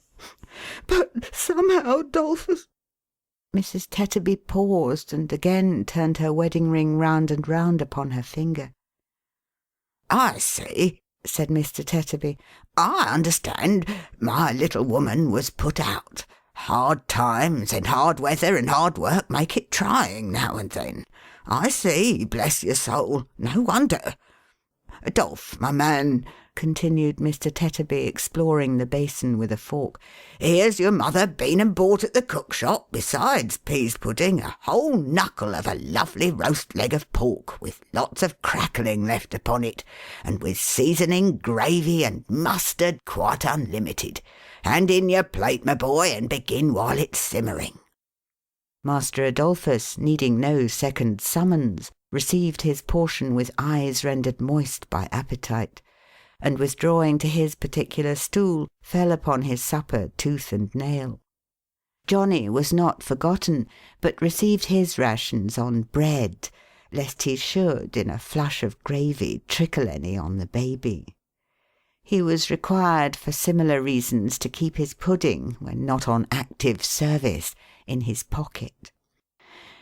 There might have been more pork on the knucklebone, which knucklebone the carver at the cook shop had assuredly not forgotten in carving for previous customers, but there was no stint of seasoning, and that is an accessory dreamily suggesting pork and pleasantly cheating the sense of taste.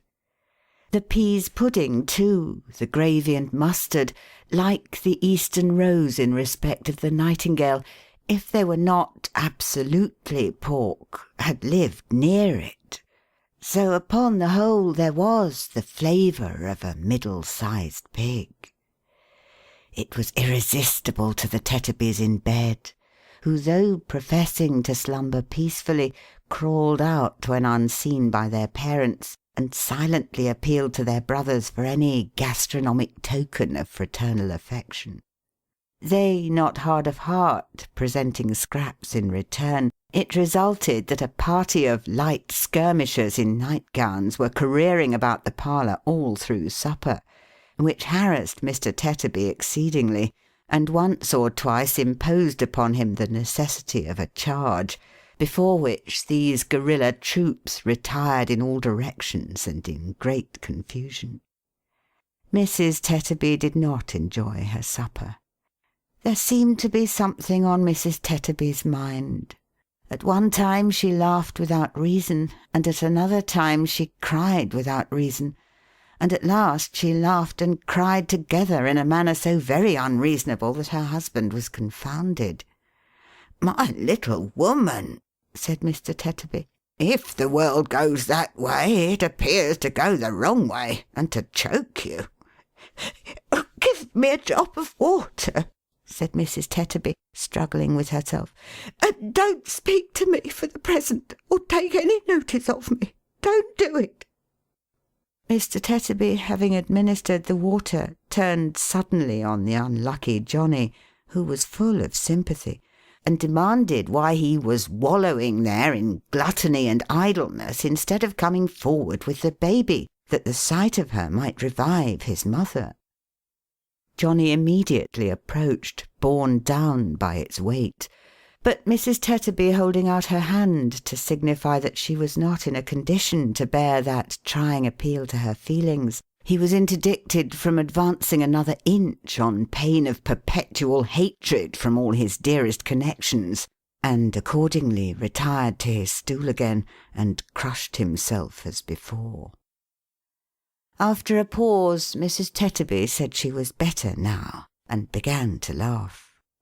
"My little woman," said her husband dubiously, "are you quite sure you're better? Or are you, Sophia, about to break out in a fresh direction?" "No, Dolphus, no," replied his wife. "I'm quite myself."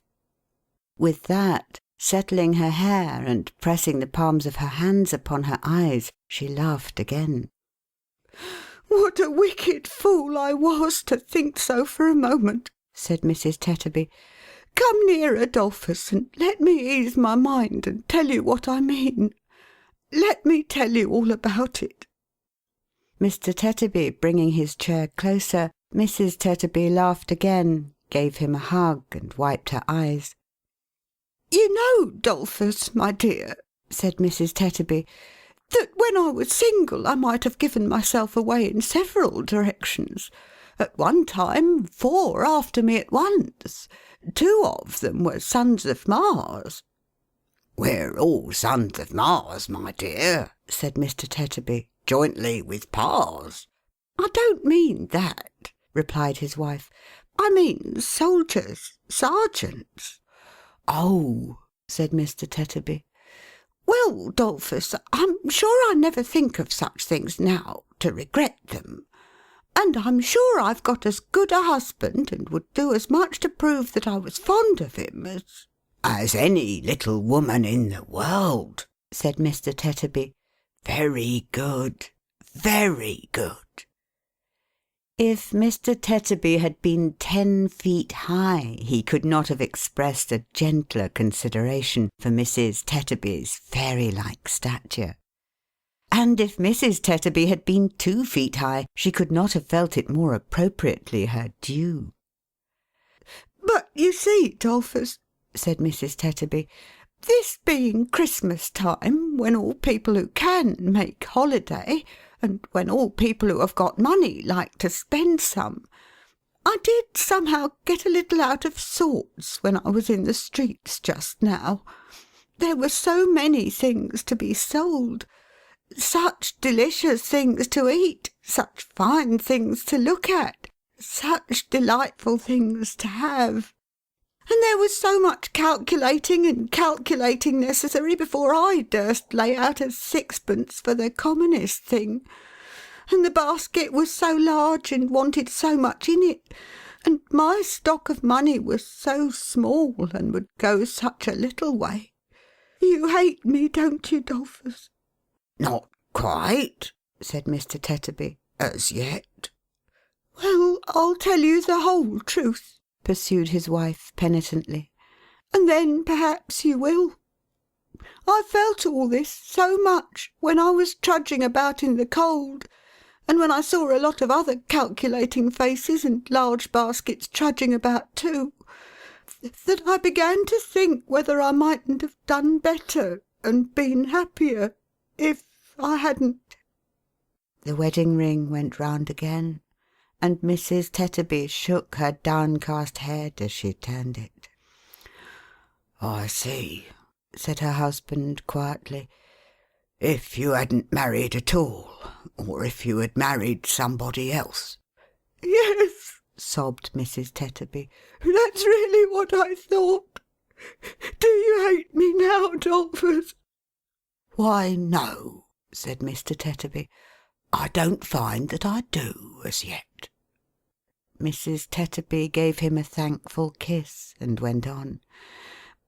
"I begin to hope you won't, now, Dolphus, though I am afraid I haven't told you the worst. I can't think what came over me. I don't know whether I was ill or mad or what I was, but I couldn't call up anything that seemed to bind us to each other, or to reconcile me to my fortune. All the pleasures and enjoyments we had ever had, they seemed so poor and insignificant. I hated them.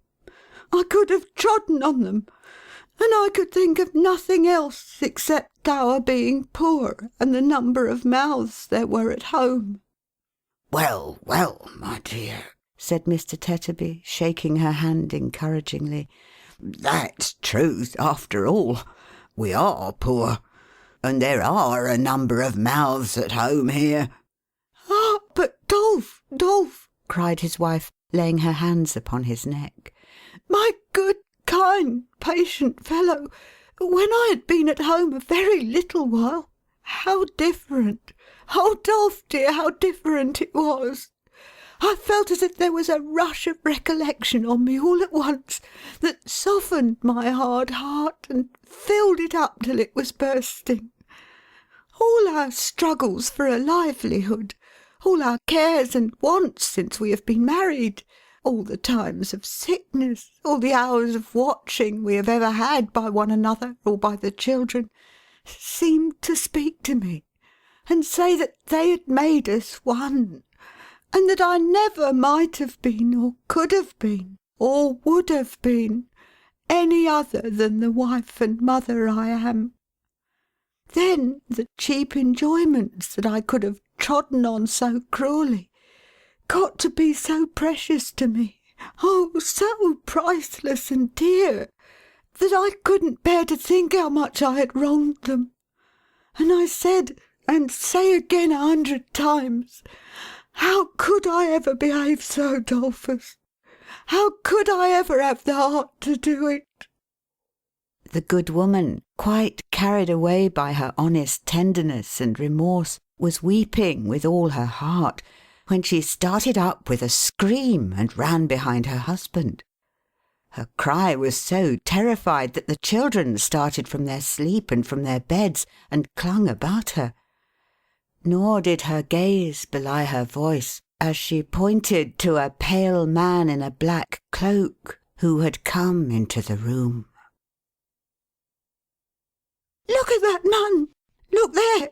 What does he want?" "My dear," returned her husband, "I'll ask him if he'll let me go. What's the matter? How you shake!" "I saw him in the street when I was out just now. He looked at me and stood near me. I am afraid of him." "Afraid of him? Why?" "I don't know why. Stop, husband." For he was going towards the stranger. She had one hand pressed upon her forehead and one upon her breast, and there was a peculiar fluttering all over her, and a hurried, unsteady motion of her eyes, as if she had lost something. "Are you ill, my dear?" "What is it that is going from me again?" she muttered in a low voice. "What is it that is going away?" Then she abruptly answered, "Ill? No, I am quite well," and stood looking vacantly at the floor.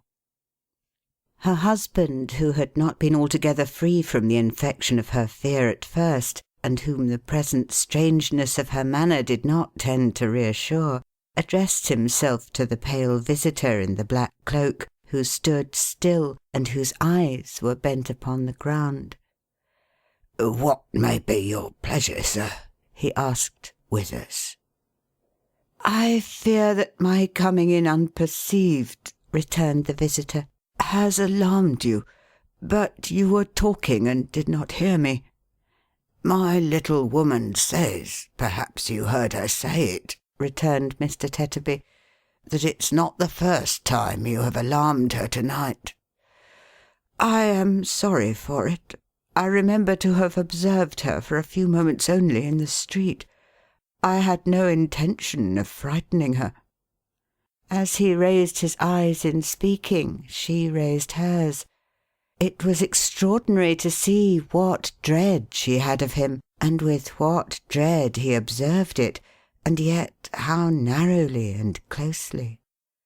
"My name," he said, "is Redlaw. I come from the old college hard by. A young gentleman who is a student there lodges in your house, does he not?" "Mr. Denham?" said Tetterby. "Yes." It was a natural action, and so slight as to be hardly noticeable, but the little man, before speaking again, passed his hand across his forehead and looked quickly round the room, as though he were sensible of some change in its atmosphere. The Chemist, instantly transferring to him the look of dread he had directed towards the wife, stepped back, and his face turned paler. "The gentleman's room," said Tetterby, "is upstairs, sir. There's a more convenient private entrance, but as you have come in here, it will save your going out into the cold if you'll take this little staircase," showing one communicating directly with the parlour, "and go up to him that way if you wish to see him." "Yes, I wish to see him," said the Chemist. "Can you spare a light?" The watchfulness of his haggard look, and the inexplicable distrust that darkened it, seemed to trouble Mr. Tetterby. He paused, and looking fixedly at him in return, stood for a minute or so like a man stupefied or fascinated. At length he said, "I'll light you, sir, if you'll follow me." "No," replied the Chemist. "I don't wish to be attended or announced to him. He does not expect me. I would rather go alone. Please to give me the light if you can spare it, and I'll find the way." In the quickness of his expression of this desire, and in taking the candle from the newsman, he touched him on the breast. Withdrawing his hand hastily, almost as though he had wounded him by accident, for he did not know in what part of himself his new power resided, or how it was communicated, or how the manner of its reception varied in different persons, he turned and ascended the stair. But when he reached the top, he stopped and looked down. The wife was standing in the same place, twisting her ring round and round upon her finger. The husband, with his head bent forward on his breast, was musing heavily and sullenly. The children, still clustering about the mother, gazed timidly after the visitor, and nestled together when they saw him looking down. "Come," said the father roughly, "there's enough of this. Get to bed here." "The place is inconvenient and small enough," the mother added, "without you. Get to bed." The whole brood, scared and sad, crept away, little Johnny and the baby lagging last. The mother, glancing contemptuously round the sordid room and tossing from her the fragments of their meal, stopped on the threshold of her task of clearing the table, and sat down, pondering idly and dejectedly. The father betook himself to the chimney corner, and impatiently raking the small fire together, bent over it as if he would monopolise it all. They did not interchange a word. The chemist, paler than before, stole upward like a thief, looking back upon the change below, and dreading equally to go on or return. "What have I done?" he said confusedly. "What am I going to do?" "To be the benefactor of mankind," he thought he heard a voice reply. He looked round, but there was nothing there, and a passage now shutting out the little parlour from his view, he went on, directing his eyes before him at the way he went. "It is only since last night," he muttered gloomily, "that I have remained shut up. And yet all things are strange to me. I am strange to myself. I am here as in a dream. What interest have I in this place, or in any place that I can bring to my remembrance? My mind is going blind." There was a door before him, and he knocked at it. Being invited by a voice within to enter, he complied. "Is that my kind nurse?" said the voice. "But I need not ask her. There is no one else to come here." It spoke cheerfully, though in a languid tone, and attracted his attention to a young man lying on a couch drawn before the chimney-piece, with the back towards the door. A meagre, scanty stove, pinched and hollowed like a sick man's cheeks, and bricked into the centre of a hearth that it could scarcely warm, contained the fire to which his face was turned. Being so near the windy house-top, it wasted quickly and with a busy sound, and the burning ashes dropped down fast. "They chink when they shoot out here," said the student, smiling. "So, according to the gossips, they are not coffins, but purses. I shall be well and rich yet some day, if it please God, and shall live, perhaps, to love a daughter, Milly, in remembrance of the kindest nature and the gentlest heart in the world." He put up his hand as if expecting her to take it, but being weakened, he lay still, with his face resting on his other hand, and did not turn round. The chemist glanced about the room, at the student's books and papers piled upon a table in a corner, where they and his extinguished reading lamp, now prohibited and put away, told of the attentive hours that had gone before this illness, and perhaps caused it; at such signs of his old health and freedom as the out-of-door attire that hung idle on the wall; at those remembrances of other and less solitary scenes, the little miniatures upon the chimney-piece and the drawing of home; at that token of his emulation, perhaps in some sort of his personal attachment too, the framed engraving of himself, the looker-on. The time had been only yesterday when not one of these objects, in its remotest association of interest with the living figure before him, would have been lost on Redlaw. Now they were but objects, or, if any gleam of such connection shot upon him, it perplexed and not enlightened him, as he stood looking round with a dull wonder. The student, recalling the thin hand which had remained so long untouched, raised himself on the couch and turned his head. "Mr. Redlaw!" he exclaimed, and started up. Redlaw put out his arm. "Don't come nearer to me. I will sit here. Remain you where you are." He sat down on a chair near the door, and having glanced at the young man, standing leaning with his hand upon the couch, spoke with his eyes averted towards the ground. I heard by an accident, by what accident is no matter, that one of my class was ill and solitary. I received no other description of him than that he lived in this street. Beginning my inquiries at the first house in it, I have found him." "I have been ill, sir," returned the student, not merely with a modest hesitation, but with a kind of awe of him, "but am greatly better. An attack of fever, of the brain, I believe, has weakened me, but I am much better. I cannot say I have been solitary in my illness, or I should forget the ministering hand that has been near me." "You are speaking of the keeper's wife," said Redlaw.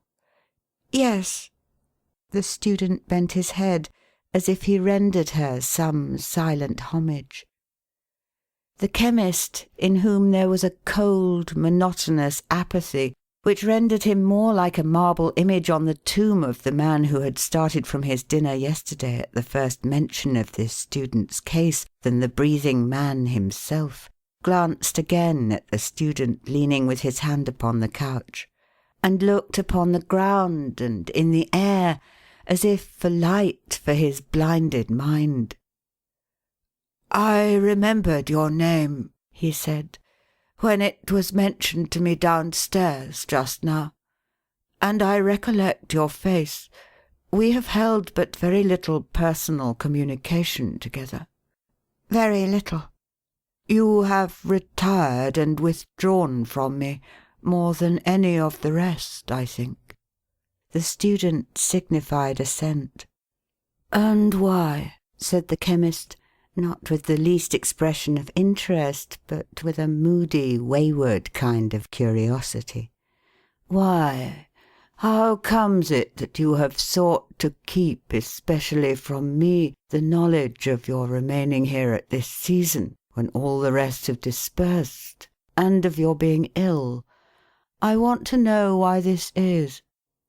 The young man, who had heard him with increasing agitation, raised his downcast eyes to his face, and clasping his hands together, cried with sudden earnestness, and with trembling lips, "Mr. Redlaw, you have discovered me. You know my secret." "Secret?" said the chemist harshly. "I know?" "Yes. Your manner, so different from the interest and sympathy which endear you to so many hearts, your altered voice, the constraint there is in everything you say and in your looks," replied the student, "warn me that you know me. That you would conceal it even now is but a proof to me, God knows I need none, of your natural kindness and of the bar there is between us." A vacant and contemptuous laugh was all his answer. "But, Mr. Redlaw," said the student, "as a just man and a good man, think how innocent I am, except in name and descent, of participation in any wrong inflicted on you, or in any sorrow you have borne." "Sorrow!" said Redlaw, laughing. "Wrong! What are those to me?" "For Heaven's sake," entreated the shrinking student, "do not let the mere interchange of a few words with me change you like this, sir. Let me pass again from your knowledge and notice. Let me occupy my old reserved and distant place among those whom you instruct. Know me only by the name I have assumed, and not by that of Longford." "Longford!" exclaimed the other. He clasped his head with both his hands, and for a moment turned upon the young man his own intelligent and thoughtful face. But the light passed from it like the sunbeam of an instant, and it clouded as before. "The name my mother bears, sir," faltered the young man. "The name she took, when she might perhaps have taken one more honoured. Mr. Redlaw," hesitating, "I believe I know that history. Where my information halts, my guesses at what is wanting may supply something not remote from the truth. I am the child of a marriage that has not proved itself a well assorted or a happy one. From infancy I have heard you spoken of with honour and respect, with something that was almost reverence. I have heard of such devotion, of such fortitude and tenderness, of such rising up against the obstacles which press men down, that my fancy, since I learnt my little lesson from my mother, has shed a lustre on your name. At last, a poor student myself, from whom could I learn but you?"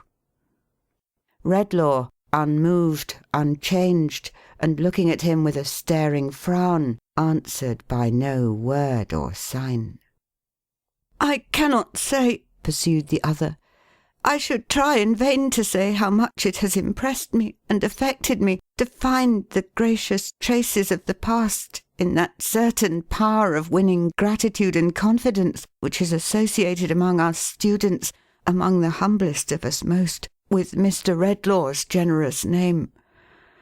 Our ages and positions are so different, sir, and I am so accustomed to regard you from a distance, that I wonder at my own presumption when I touch, however lightly, on that theme.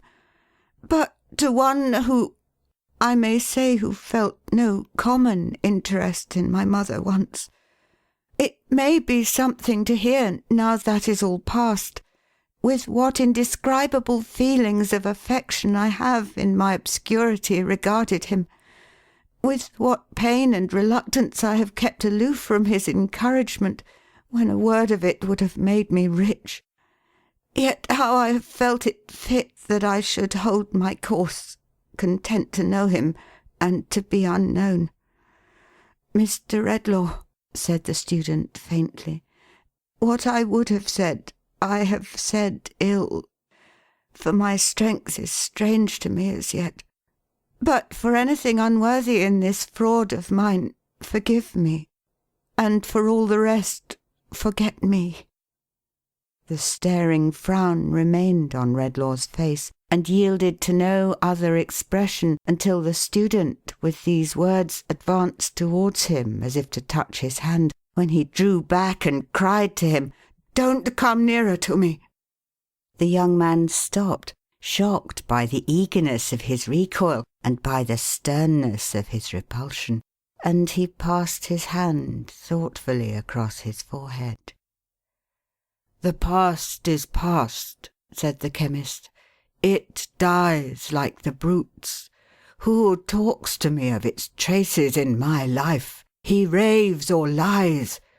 What have I to do with your distempered dreams? If you want money, here it is. I came to offer it, and that is all I came for. There can be nothing else that brings me here," he muttered, holding his head again with both his hands. "There can be nothing else, and yet—" He had tossed his purse upon the table. As he fell into this dim cogitation with himself, the student took it up and held it out to him. "Take it back, sir," he said proudly, though not angrily. "I wish you could take from me with it the remembrance of your words and offer." "You do?" he retorted with a wild light in his eyes. "You do?" "I do." The Chemist went close to him for the first time, and took the purse, and turned him by the arm, and looked him in the face. "There is sorrow and trouble in sickness, is there not?" he demanded with a laugh. The wondering student answered, "Yes." "In its unrest, in its anxiety, in its suspense, in all its train of physical and mental miseries," said the Chemist, with a wild, unearthly exultation. "All best forgotten, are they not?" The student did not answer, but again passed his hand confusedly across his forehead. Redlaw still held him by the sleeve when Milly's voice was heard outside. "I can see very well now," she said. "Thank you, Dolph. Don't cry, dear. Father and mother will be comfortable again to-morrow, and home will be comfortable too. A gentleman with him, is there?" Redlaw released his hold as he listened. "I have feared from the first moment," he murmured to himself, to meet her. There is a steady quality of goodness in her that I dread to influence. I may be the murderer of what is tenderest and best within her bosom." She was knocking at the door. "Shall I dismiss it as an idle foreboding, or still avoid her?" he muttered, looking uneasily around. She was knocking at the door again. "Of all the visitors who could come here," he said, in a hoarse, alarmed voice, turning to his companion, "this is the one I should desire most to avoid. Hide me."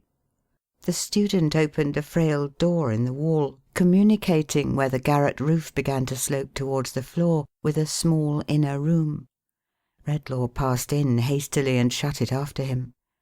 The student then resumed his place upon the couch, and called to her to enter. "Dear Mr. Edmund," said Milly, looking round, "they told me there was a gentleman here." "There is no one here but I." "There has been some one?" "Yes, yes, there has been some one." She put her little basket on the table, and went up to the back of the couch, as if to take the extended hand, but it was not there. A little surprised in her quiet way, she leaned over to look at his face, and gently touched him on the brow.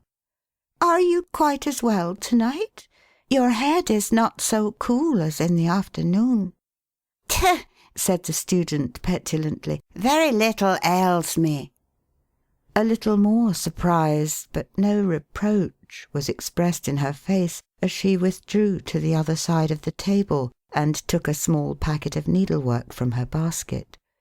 But she laid it down again on second thoughts, and going noiselessly about the room, set everything exactly in its place, and in the neatest order, even to the cushions on the couch, which he touched with so light a hand that he hardly seemed to know it, as he lay looking at the fire. When all this was done, and she had swept the hearth, she sat down in her modest little bonnet to her work, and was quietly busy on it directly. "It's the new muslin curtain for the window, Mr. Edmund," said Milly, stitching away as she talked. "It will look very clean and nice, though it costs very little, and will save your eyes, too, from the light. My William says the room should not be too light just now, when you are recovering so well, or the glare might make you giddy." He said nothing, but there was something so fretful and impatient in his change of position, that her quick fingers stopped, and she looked at him anxiously. "The pillows are not comfortable," she said, laying down her work and rising. "I will soon put them right." "They are very well," he answered. "Leave them alone, pray. You make so much of everything." He raised his head to say this, and looked at her so thanklessly that, after he had thrown himself down again, she stood timidly pausing. However, she resumed her seat and her needle, without having directed even a murmuring look towards him, and was soon as busy as before. "I have been thinking, Mr. Edmund, that you have been often thinking of late, when I have been sitting by, how true the saying is that adversity is a good teacher. Health will be more precious to you after this illness than it has ever been, and years hence, when this time of year comes round, and you remember the days when you lay here sick, alone, that the knowledge of your illness might not afflict those who are dearest to you, your home will be doubly dear and doubly blessed. Now isn't that a good, true thing?" She was too intent upon her work, and too earnest in what she said, and too composed and quiet altogether, to be on the watch for any look he might direct towards her in reply. So the shaft of his ungrateful glance fell harmless, and did not wound her. "Ah!" said Milly, with her pretty head inclining thoughtfully on one side, as she looked down, following her busy fingers with her eyes. "Even on me, and I am very different from you, Mr. Edmund, for I have no learning, and don't know how to think properly, this view of such things has made a great impression since you have been lying ill. When I have seen you so touched by the kindness and attention of the poor people downstairs, I have felt that you thought even that experience some repayment for the loss of health. And I have read in your face, as plain as if it was a book, that but for some trouble and sorrow, we should never know half the good there is about us." His getting up from the couch interrupted her, or she was going on to say more. "We needn't magnify the merit, Mrs. William," he rejoined slightingly. "The people downstairs will be paid in good time, I dare say, for any little extra service they may have rendered me, and perhaps they anticipate no less. I am much obliged to you, too." Her fingers stopped, and she looked at him. "I can't be made to feel the more obliged by your exaggerating the case," he said. "I am sensible that you have been interested in me, and I say I am much obliged to you. What more would you have?" Her work fell on her lap, as she still looked at him walking to and fro with an intolerant air, and stopping now and then. "I say again, I am much obliged to you. Why weaken my sense of what is your due in obligation by preferring enormous claims upon me? Trouble, sorrow, affliction, adversity. One might suppose I had been dying a score of deaths here." "Do you believe, Mr. Edmund," she asked, rising and going nearer to him, "that I spoke of the poor people of the house with any reference to myself? To me?" laying her hand upon her bosom with a simple and innocent smile of astonishment. "Oh, I think nothing about it, my good creature," he returned. "I have had an indisposition which your solicitude — observe, I say solicitude — makes a great deal more of than it merits. And it's over, and we can't perpetuate it." He coldly took a book and sat down at the table. She watched him for a little while until her smile was quite gone, and then returning to where her basket was, said gently, "Mr. Edmund, would you rather be alone?" "There is no reason why I should detain you here," he replied. "Except," said Milly, hesitating, and showing her work. "Ah, the curtain," he answered with a supercilious laugh. "That's not worth staying for." She made up the little packet again and put it in her basket. Then, standing before him with such an air of patient entreaty that he could not choose but look at her, she said, "If you should want me, I will come back willingly. When you did want me, I was quite happy to come. There was no merit in it. I think you must be afraid that now you are getting well, I may be troublesome to you. But I should not have been, indeed. I should have come no longer than your weakness and confinement lasted. You owe me nothing, but it is right that you should deal as justly by me as if I was a lady, even the very lady that you love. And if you suspect me of meanly making much of the little I have tried to do to comfort your sick room, you do yourself more wrong than ever you can do me. That is why I am sorry. That is why I am very sorry." If she had been as passionate as she was quiet, as indignant as she was calm, as angry in her look as she was gentle, as loud of tone as she was low and clear, she might have left no sense of her departure in the room, compared with that which fell upon the lonely student when she went away. He was gazing drearily upon the place where she had been, when Redlaw came out of his concealment and came to the door. "When sickness lays its hand on you again," he said, looking fiercely back at him, "may it be soon. Die here, rot here." "What have you done?" returned the other, catching at his cloak. "What change have you wrought in me? What curse have you brought upon me? Give me back myself." "Give me back myself!" exclaimed Redlaw like a madman. "I am infected. I am infectious. I am charged with poison for my own mind and the minds of all mankind. Where I felt interest, compassion, sympathy, I am turning into stone. Selfishness and ingratitude spring up in my blighted footsteps. I am only so much less base than the wretches whom I make so, that in the moment of their transformation I can hate them." As he spoke, the young man still holding to his cloak, he cast him off and struck him, then wildly hurried out into the night air, where the wind was blowing, the snow falling, the cloud drift sweeping on, the moon dimly shining, and where, blowing in the wind, falling with the snow, drifting with the clouds, shining in the moonlight, and heavily looming in the darkness, were the Phantom's words, "The gift that I have given, you shall give again. Go where you will." Whither he went he neither knew nor cared, so that he avoided company.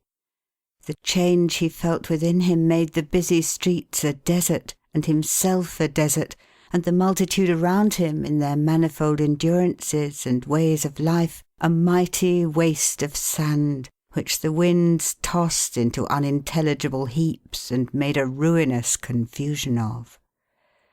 Those traces in his breast, which the Phantom had told him would die out soon, were not, as yet, so far upon their way to death, but that he understood enough of what he was, and what he made of others, to desire to be alone. This put it in his mind, he suddenly bethought himself as he was going along, of the boy who had rushed into his room. And then he recollected that of those with whom he had communicated since the Phantom's disappearance, that boy alone had shown no sign of being changed. Monstrous and odious as the wild thing was to him, he determined to seek it out, and prove if this were really so, and also to seek it with another intention, which came into his thoughts at the same time. So, resolving with some difficulty where he was, he directed his steps back to the old college, and to that part of it where the general porch was, and where, alone, the pavement was worn by the tread of the students' feet. The keeper's house stood just within the iron gates, forming a part of the chief quadrangle. There was a little cloister outside, and from that sheltered place he knew he could look in at the window of their ordinary room, and see who was within. The iron gates were shut, but his hand was familiar with the fastening, and drawing it back by thrusting in his wrist between the bars, he passed through softly, shut it again, and crept up to the window, crumbling the thin crust of snow with his feet. The fire to which he had directed the boy last night, shining brightly through the glass, made an illuminated place upon the ground. Instinctively avoiding this, and going round it, he looked in at the window. At first he thought that there was no one there, and that the blaze was reddening only the old beams in the ceiling and the dark walls. But peering in more narrowly, he saw the object of his search coiled asleep before it on the floor. He passed quickly to the door, opened it, and went in. The creature lay in such a fiery heat that as the Chemist stooped to rouse him, it scorched his head. So soon as he was touched, the boy, not half awake, clutched his rags together with the instinct of flight upon him, half rolled and half ran into a distant corner of the room, where, heaped upon the ground, he struck his foot out to defend himself. "Get up," said the Chemist. "You have not forgotten me." "You let me alone," returned the boy. "This is the woman's house, not yours." The Chemist's steady eye controlled him somewhat, or inspired him with enough submission to be raised upon his feet and looked at. "Who washed them and put those bandages where they were bruised and cracked?" asked the Chemist, pointing to their altered state. "The woman did." And is it she who has made you cleaner in the face, too?" "Yes, the woman."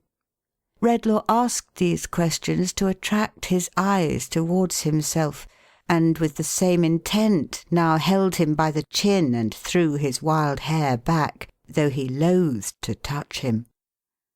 The boy watched his eyes keenly, as if he thought it needful to his own defence, not knowing what he might do next, and Redlaw could see well that no change came over him. "Where are they?" he inquired. "The woman's out." "I know she is. Where is the old man with the white hair and his son?" "The woman's husband, do you mean?" inquired the boy. "Aye. Where are those two?" "Out. Something's the matter somewhere. They were fetched out in a hurry and told me to stop here." "Come with me," said the chemist, "and I'll give you money." "Come where? And how much will you give?" "I'll give you more shillings than you ever saw, and bring you back soon. Do you know your way to where you came from?" "You let me go," returned the boy, suddenly twisting out of his grasp. "I'm not going to take you there. Let me be, or I'll heave some fire at you." He was down before it, and ready, with his savage little hand, to pluck the burning coals out. What the chemist had felt in observing the effect of his charmed influence stealing over those with whom he came in contact was not nearly equal to the cold, vague terror with which he saw this baby monster put it at defiance. It chilled his blood to look on the immovable, impenetrable thing in the likeness of a child, with its sharp, malignant face turned up to his, and its almost infant hand ready at the bars. "Listen, boy," he said. "You shall take me where you please, so that you take me where the people are very miserable or very wicked. I want to do them good, and not to harm them. You shall have money, as I have told you, and I will bring you back. Get up! Come quickly!" He made a hasty step towards the door, afraid of her returning. "Will you let me walk by myself, and never hold me, nor yet touch me?" said the boy, slowly withdrawing the hand with which he threatened, and beginning to get up. "I will."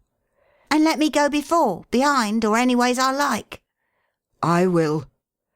"Give me some money first, then, and I'll go." The chemist laid a few shillings one by one in his extended hand. To count them was beyond the boy's knowledge, but he said one every time, and avariciously looked at each as it was given, and at the donor. He had nowhere to put them out of his hand but in his mouth, and he put them there. Redlaw then wrote with his pencil on a leaf of his pocket-book that the boy was with him, and laying it on the table, signed to him to follow. Keeping his rags together as usual, the boy complied, and went out with his bare head and his naked feet into the winter night. Preferring not to depart by the iron gate by which he had entered, where they were in danger of meeting her whom he so anxiously avoided, the chemist led the way through some of those passages among which the boy had lost himself, and by that portion of the building where he lived, to a small door of which he had the key.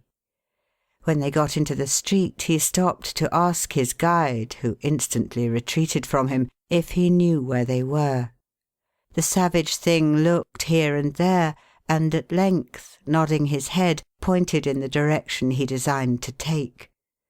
Redlaw going on at once, he followed, somewhat less suspiciously, shifting his money from his mouth into his hand, and back again into his mouth, and stealthily rubbing it bright upon his shreds of clothes as he went along. 3 times in their progress they were side by side. 3 times they stopped, being side by side. 3 times the chemist glanced down at his face, and shuddered as it forced upon him one reflection. The first occasion was when they were crossing an old churchyard, and Redlaw stopped among the graves, utterly at a loss how to connect them with any tender, softening, or consolatory thought. The second was when the breaking forth of the moon induced him to look up at the heavens, where he saw her in her glory, surrounded by a host of stars he still knew by the names and histories which human science has appended to them, but where he saw nothing else he had been wont to see, felt nothing he had been wont to feel in looking up there on a bright night. The third was when he stopped to listen to a plaintive strain of music, but could only hear a tune made manifest to him by the dry mechanism of the instruments and his own ears, with no address to any mystery within him, without a whisper in it of the past or of the future, powerless upon him as the sound of last year's running water or the rushing of last year's wind. At each of these 3 times he saw with horror that in spite of the vast intellectual distance between them, and their being unlike each other in all physical respects, the expression on the boy's face was the expression on his own. They journeyed on for some time, now through such crowded places that he often looked over his shoulder thinking he had lost his guide, but generally finding him within his shadow on his other side, now by ways so quiet that he could have counted his short, quick, naked footsteps coming on behind, until they arrived at a ruinous collection of houses, and the boy touched him and stopped. "In there," he said, pointing out one house where there were scattered lights in the windows, and a dim lantern in the doorway, with "Lodgings for Travellers" painted on it. Redlaw looked about him, from the houses to the waste piece of ground on which the houses stood, or rather did not altogether tumble down, unfenced, undrained, unlighted, and bordered by a sluggish ditch. From that to the sloping line of arches, part of some neighbouring viaduct or bridge with which it was surrounded, and which lessened gradually towards them until the last but one was a mere kennel for a dog, the last a plundered little heap of bricks.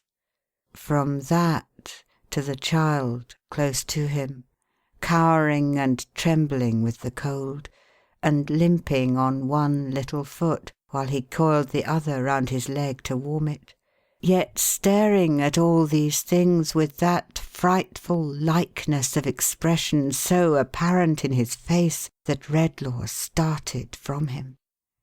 "In there," said the boy, pointing out the house again. "I'll wait." "Will they let me in?" asked Redlaw. "Say you're a doctor," he answered with a nod. "There's plenty ill there."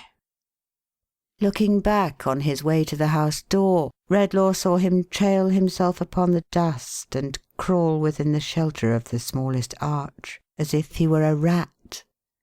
He had no pity for the thing, but he was afraid of it, and when it looked out of its den at him, he hurried to the house as a retreat. "Sorrow, wrong, and trouble," said the Chemist, with a painful effort at some more distinct remembrance, "at least haunt this place darkly. He can do no harm who brings forgetfulness of such things here." With these words he pushed the yielding door and went in. There was a woman sitting on the stairs, either asleep or forlorn, whose head was bent down on her hands and knees. As it was not easy to pass without treading on her, and as she was perfectly regardless of his near approach, he stopped and touched her on the shoulder. Looking up, she showed him quite a young face, but one whose bloom and promise were all swept away, as if the haggard winter should unnaturally kill the spring. With little or no show of concern on his account, she moved nearer to the wall to leave him a wider passage. "What are you?" said Redlaw, pausing, with his hand upon the broken stair rail. "What do you think I am?" she answered, showing him her face again. He looked upon the ruined temple of God, so lately made, so soon disfigured, and something which was not compassion, for the springs in which a true compassion for such miseries has its rise were dried up in his breast, but which was nearer to it for the moment than any feeling that had lately struggled into the darkening but not yet wholly darkened night of his mind, mingled a touch of softness with his next words. "I am come here to give relief, if I can," he said. "Are you thinking of any wrong?" She frowned at him, and then laughed, and then her laugh prolonged itself into a shivering sigh as she dropped her head again and hid her fingers in her hair. "Are you thinking of a wrong?" he asked once more. "I am thinking of my life," she said, with a momentary look at him. He had a perception that she was one of many, and that he saw the type of thousands when he saw her drooping at his feet. "What are your parents?" he demanded. "I had a good home once. My father was a gardener far away in the country." "Is he dead?" "He's dead to me. All such things are dead to me. You a gentleman and not know that?" She raised her eyes again and laughed at him. "Girl," said Redlaw sternly, "before this death of all such things was brought about, was there no wrong done to you? In spite of all that you can do, does no remembrance of wrong cleave to you? Are there not times upon times when it is misery to you?" So little of what was womanly was left in her appearance that now, when she burst into tears, he stood amazed. But he was more amazed and much disquieted to note that in her awakened recollection of this wrong, the first trace of her old humanity and frozen tenderness appeared to show itself. He drew a little off, and in doing so observed that her arms were black, her face cut, and her bosom bruised. "What brutal hand has hurt you so?" he asked. "My own. I did it myself," she answered quickly. "It is impossible." "I'll swear I did. He didn't touch me. I did it to myself in a passion and threw myself down here. He wasn't near me. He never laid a hand upon me." In the white determination of her face, confronting him with this untruth, he saw enough of the last perversion and distortion of good surviving in that miserable breast to be stricken with remorse that he had ever come near her. "Sorrow, wrong, and trouble," he muttered, turning his fearful gaze away. "All that connects her with the state from which she has fallen has those roots. In the name of God, let me go by." Afraid to look at her again, afraid to touch her, afraid to think of having sundered the last thread by which she held upon the mercy of Heaven, he gathered his cloak about him and glided swiftly up the stairs. Opposite to him on the landing was a door which stood partly open, and which, as he ascended, a man with a candle in his hand came forward from within to shut. But this man, on seeing him, drew back with much emotion in his manner, and, as if by a sudden impulse, mentioned his name aloud. In the surprise of such a recognition there, he stopped, endeavouring to recollect the wan and startled face. He had no time to consider it, for, to his yet greater amazement, old Philip came out of the room and took him by the hand. "Mr. Redlaw," said the old man, "this is like you. This is like you, sir. You have heard of it, and have come after us to render any help you can. Ah, too late, too late." Redlaw, with a bewildered look, submitted to be led into the room. A man lay there on a truckle bed, and William Swidger stood at the bedside. too late," murmured the old man, looking wistfully into the Chemist's face, and the tears stole down his cheeks. "That's what I say, father," interposed his son in a low voice.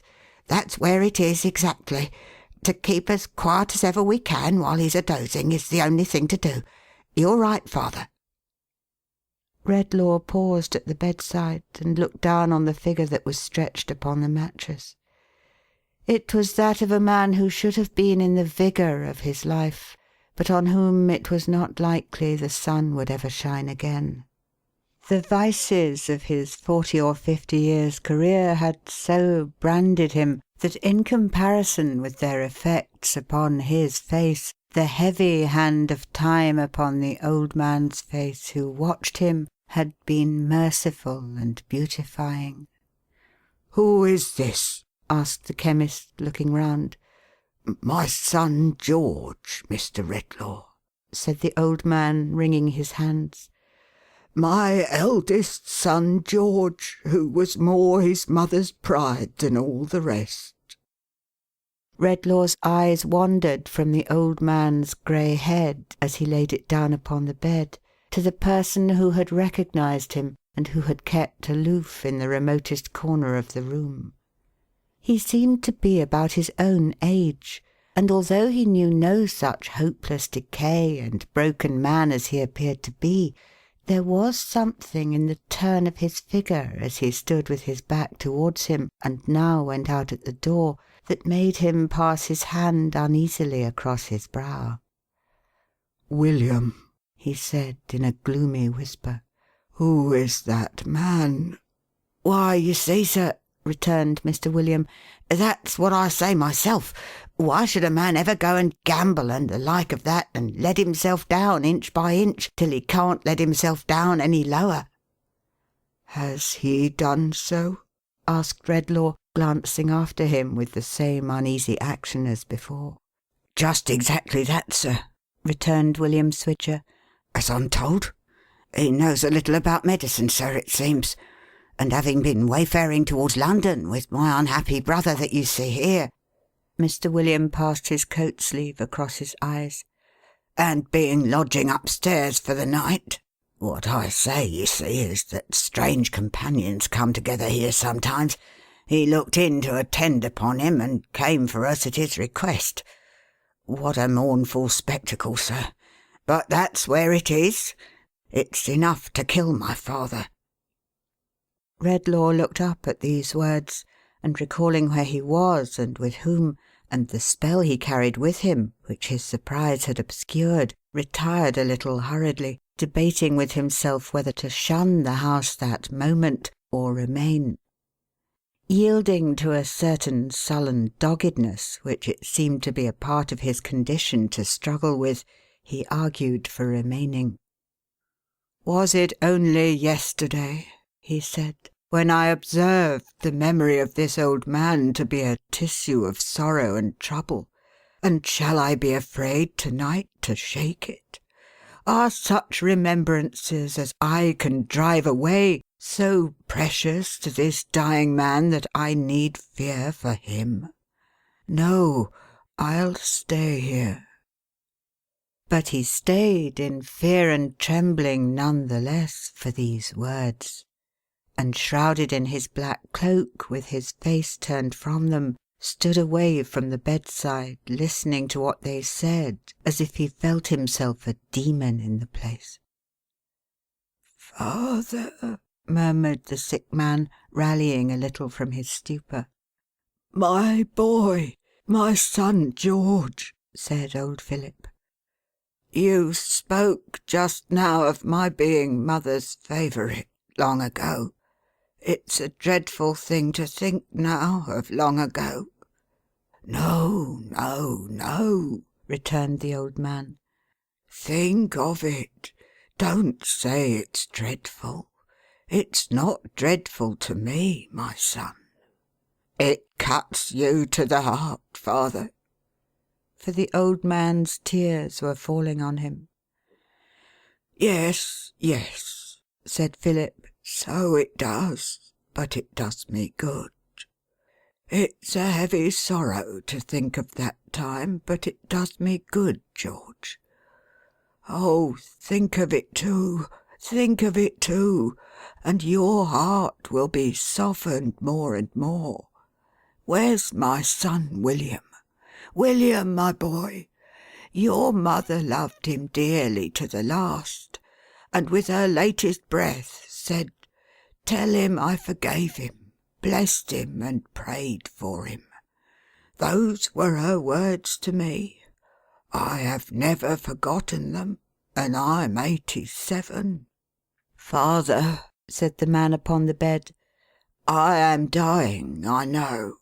I am so far gone that I can hardly speak, even of what my mind most runs on. Is there any hope for me beyond this bed?" "There is hope," returned the old man, "for all who are softened and penitent. There is hope for all such. Oh," he exclaimed, clasping his hands and looking up, "I was thankful only yesterday that I could remember this unhappy son when he was an innocent child. But what a comfort it is now to think that even God himself has that remembrance of him." Redlaw spread his hands upon his face and shrunk like a murderer.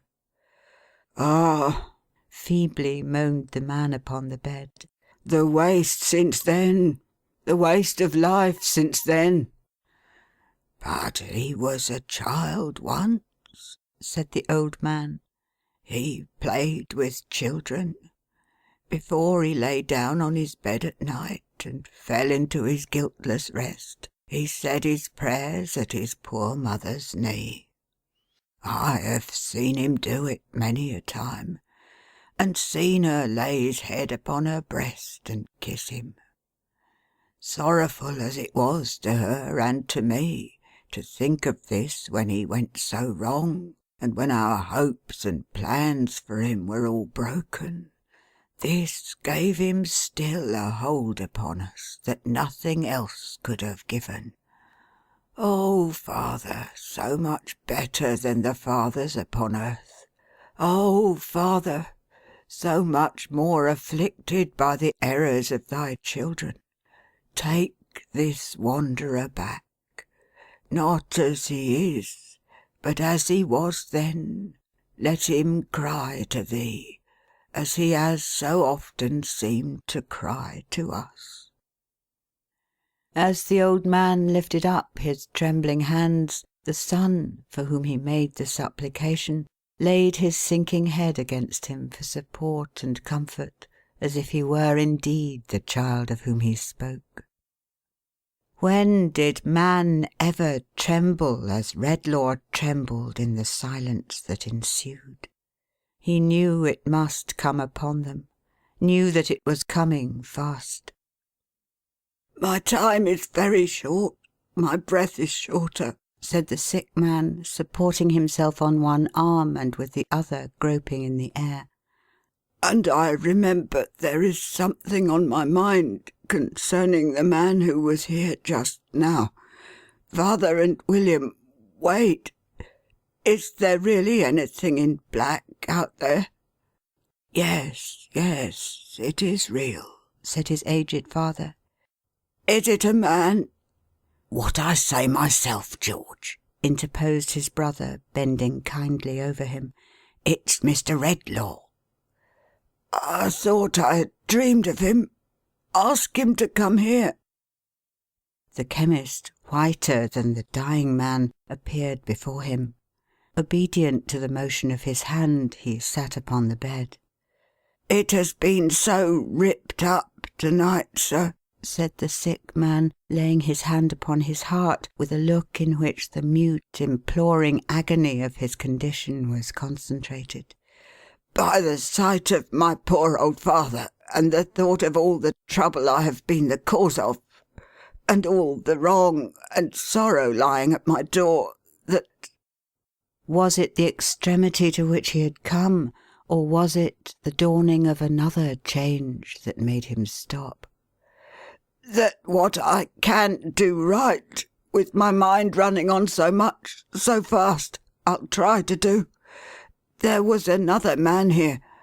Did you see him?" Redlaw could not reply by any word, for when he saw that fatal sign he knew so well now, of the wandering hand upon the forehead, his voice died at his lips, but he made some indication of assent. "He is penniless, hungry, and destitute. He is completely beaten down, and has no resource at all. Look after him. Lose no time. I know he has it in his mind to kill himself." It was working. It was on his face. His face was changing, hardening, deepening in all its shades, and losing all its sorrow. "Don't you remember? Don't you know him?" he pursued.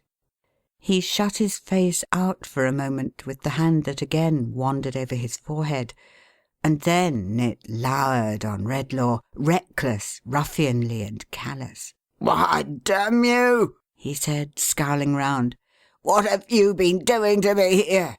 I have lived bold, and I mean to die bold. To the devil with you!"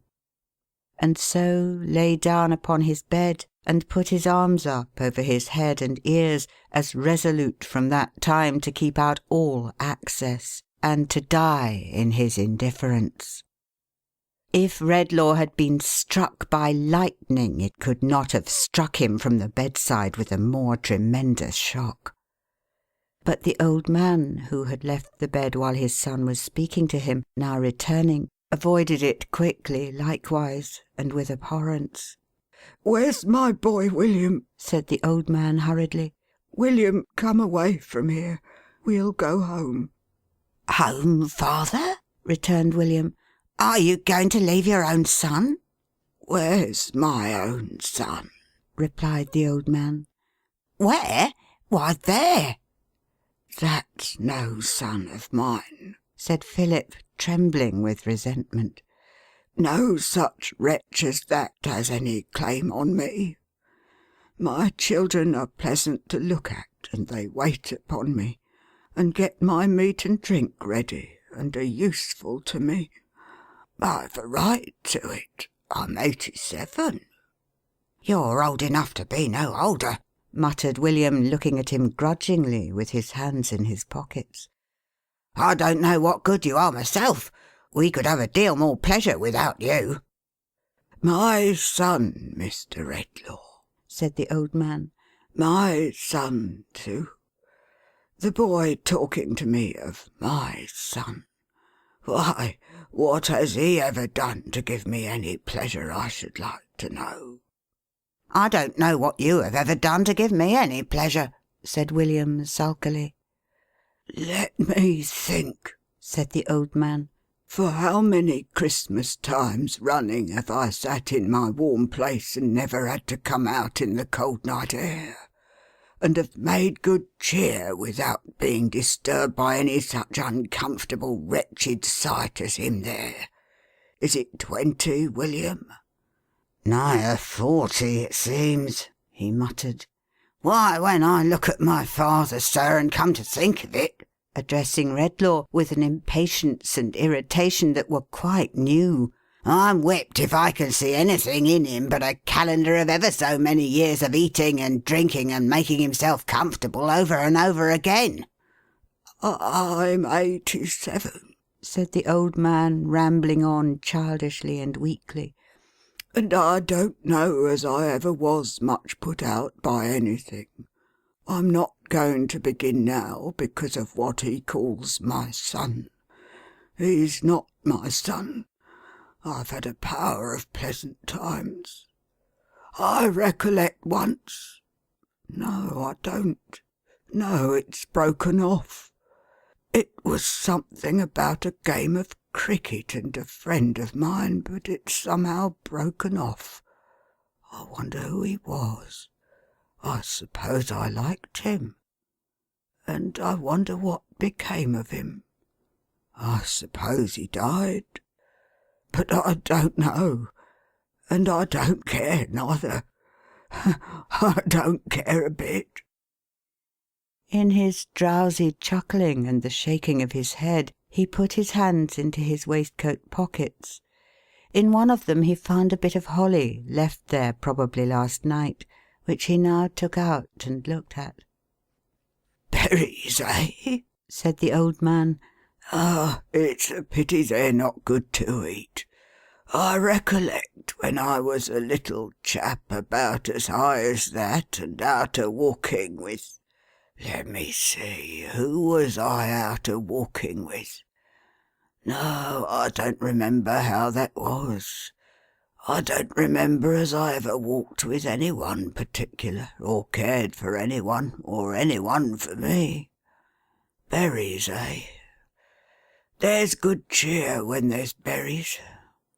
Well, I ought to have my share of it, and to be waited on and kept warm and comfortable, for I'm 87 and a poor old man. I'm 87. 87. The drivelling, pitiable manner in which, as he repeated this, he nibbled at the leaves and spat the morsels out. The cold, uninterested eye with which his youngest son, so changed, regarded him. The determined apathy with which his eldest son lay hardened in his sin, impressed themselves no more on Redlaw's observation, for he broke his way from the spot to which his feet seemed to have been fixed, and ran out of the house. His guide came crawling forth from his place of refuge, and was ready for him before he reached the arches. "Back to the woman's?" he inquired. "Back quickly," answered Redlaw. "Stop nowhere on the way." For a short distance the boy went on before, but their return was more like a flight than a walk, and it was as much as his bare feet could do to keep pace with the chemist's rapid strides. Shrinking from all who passed, shrouded in his cloak and keeping it drawn closely about him as though there were mortal contagion in any fluttering touch of his garments, he made no pause until they reached the door by which they had come out.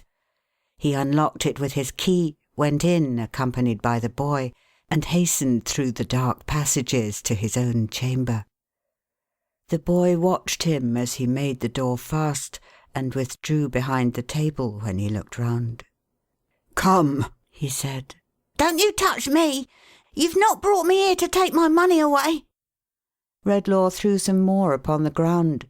He flung his body on it immediately, as if to hide it from him, lest the sight of it should tempt him to reclaim it, and not until he saw him seated by his lamp, with his face hidden in his hands, began furtively to pick it up.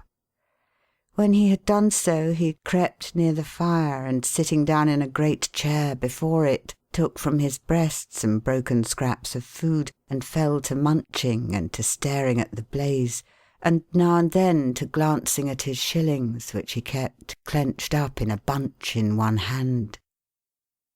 "And this," said Redlaw, gazing on him with increased repugnance and fear, "is the only one companion I have left on earth." How long it was before he was aroused from his contemplation of this creature whom he dreaded so, whether half an hour or half the night, he knew not. But the stillness of the room was broken by the boy, whom he had seen listening, starting up and running towards the door. "Here's the woman coming!" he exclaimed.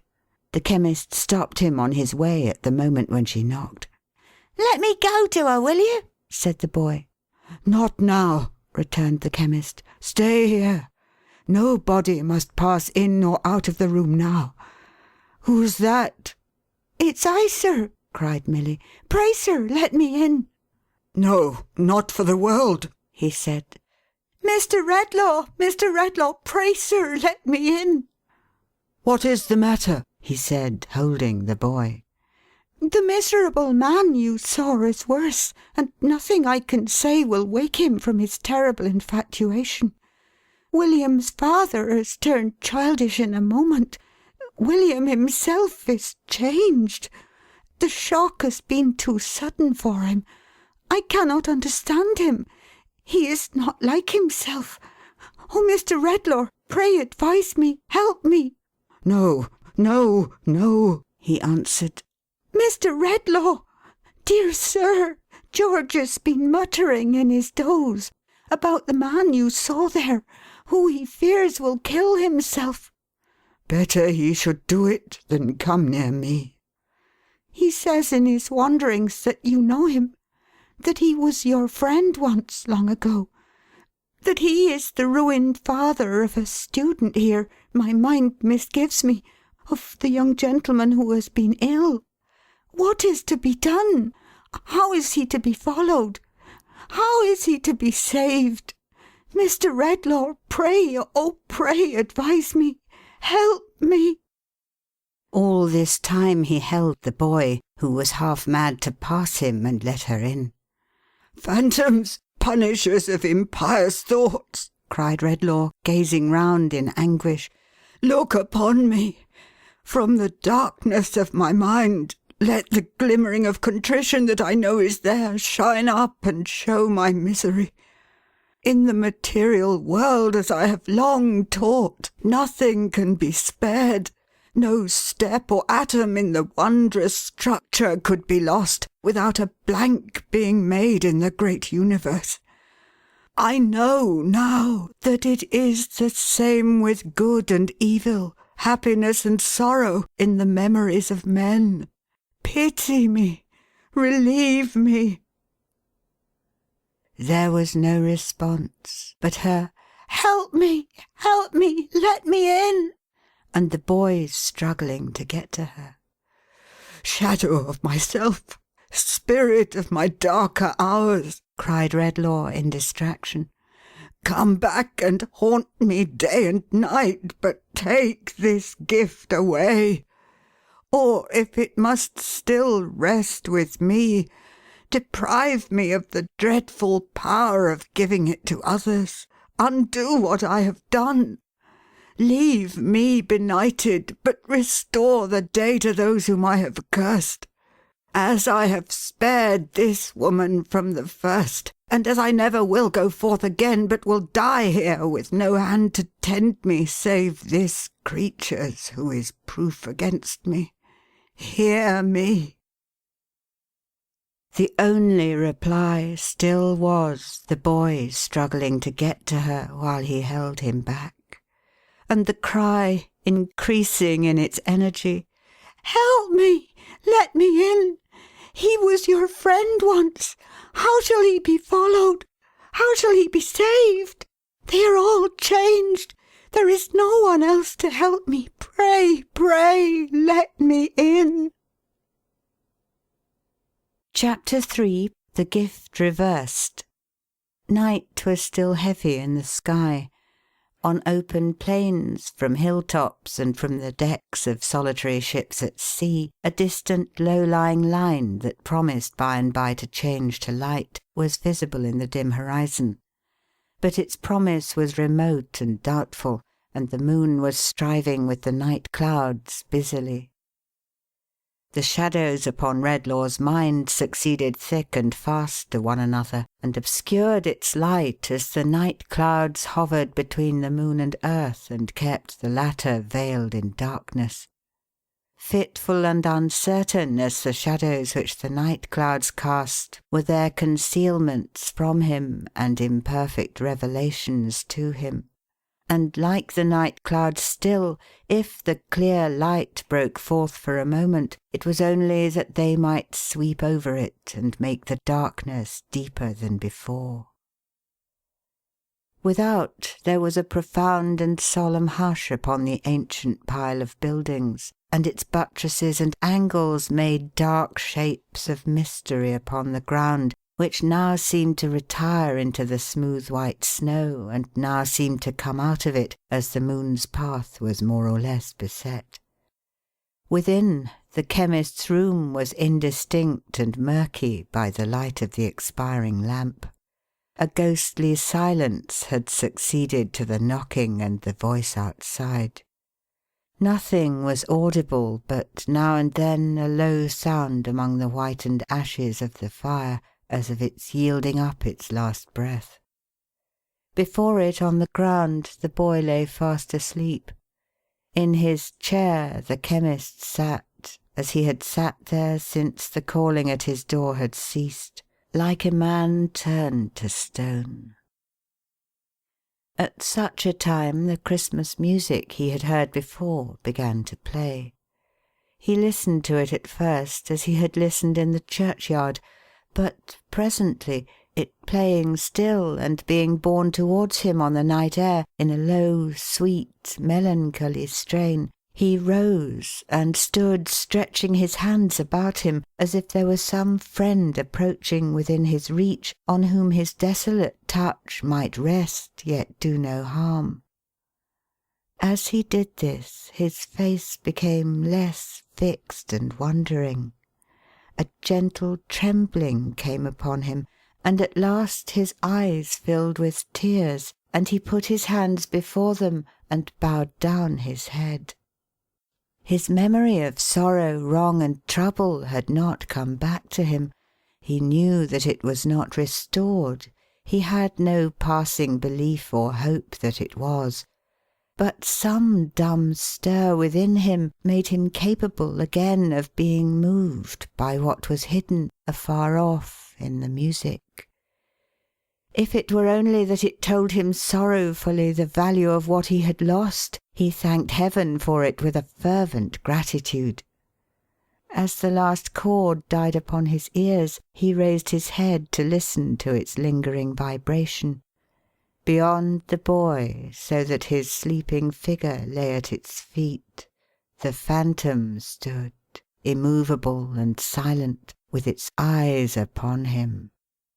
Ghastly it was, as it had ever been, but not so cruel and relentless in its aspect, or he thought or hoped so, as he looked upon it trembling.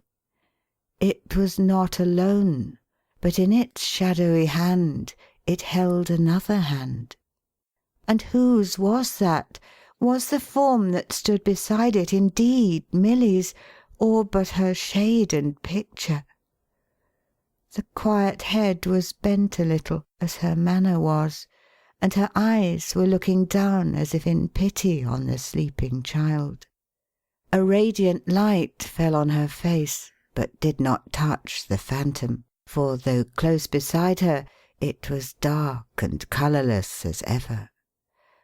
"Spectre," said the Chemist, newly troubled as he looked, "I have not been stubborn or presumptuous in respect to her. Oh, do not bring her here. Spare me that." "This is but a shadow," said the Phantom. "When the morning shines, seek out the reality whose image I present before you." "Is it my inexorable doom to do so?" cried the Chemist. "It is," replied the Phantom.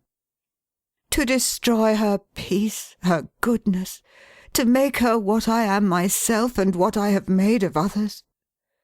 "I have said seek her out," returned the Phantom. "I have said no more." "Oh, tell me," exclaimed Redlaw, catching at the hope which he fancied might lie hidden in the words. "Can I undo what I have done?" "No," returned the Phantom. "I do not ask for restoration to myself," said Redlaw. "What I abandoned of my own will, and have justly lost. But for those to whom I have transferred the fatal gift, who never sought it, who unknowingly received a curse of which they had no warning, and which they had no power to shun, can I do nothing?" "Nothing," said the Phantom. "If I cannot, can any one?" The Phantom, standing like a statue, kept his gaze upon him for a while, then turned its head suddenly, and looked upon the shadow at its side. "Ah! Can she?" cried Redlaw, still looking upon the shade. The Phantom released the hand it had retained till now, and softly raised its own with a gesture of dismissal. Upon that, her shadow, still preserving the same attitude, began to move or melt away. "Stay!" cried Redlaw, with an earnestness to which he could not give enough expression. "For a moment, as an act of mercy.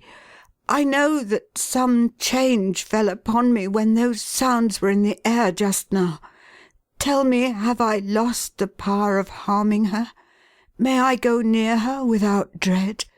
Oh, let her give me any sign of hope." The Phantom looked upon the shade as he did, not at him, and gave no answer. "At least say this. Has she henceforth the consciousness of any power to set right what I have done?" "She has not," the Phantom answered. "Has she the power bestowed on her without the consciousness?" The Phantom answered, "Seek her out," and her shadow slowly vanished. They were face to face again, and looking on each other, as intently and awfully as at the time of the bestowal of the gift, across the boy who still lay on the ground between them, at the Phantom's feet.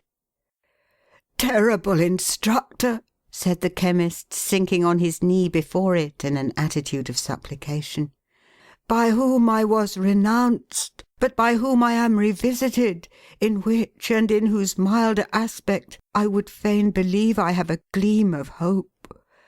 I will obey without inquiry, praying that the cry I have sent up in the anguish of my soul has been or will be heard in behalf of those whom I have injured beyond human reparation. But there is one thing." "You speak to me of what is lying here," the Phantom interposed, and pointed with its finger to the boy. "I do," returned the Chemist. "You know what I would ask. Why has this child alone been proof against my influence? And why have I detected in its thoughts a terrible companionship with mine?" "This," said the Phantom, pointing to the boy, "is the last, completest illustration of a human creature utterly bereft of such remembrances as you have yielded up. No softening memory of sorrow, wrong, or trouble enters here, because this wretched mortal from his birth has been abandoned to a worse condition than the beasts, and has within his knowledge no one contrast, no humanizing touch, to make a grain of such a memory spring up in his hardened breast. All within this desolate creature is barren wilderness. All within the man bereft of what you have resigned is the same barren wilderness. Woe to such a man! Woe tenfold to the nation that shall count its monsters, such as this lying here, by hundreds and by thousands!" Redlaw shrunk appalled from what he heard. "There is not," said the Phantom, "one of these, not one, but shows a harvest that mankind must reap. From every seed of evil in this boy a field of ruin is grown, that shall be gathered in and garnered up and sown again in many places in the world, until regions are overspread with wickedness enough to raise the waters of another deluge. Open and unpunished murder in a city's streets would be less guilty in its daily toleration than one such spectacle as this." It seemed to look down upon the boy in his sleep. Redlaw, too, looked down upon him with a new emotion.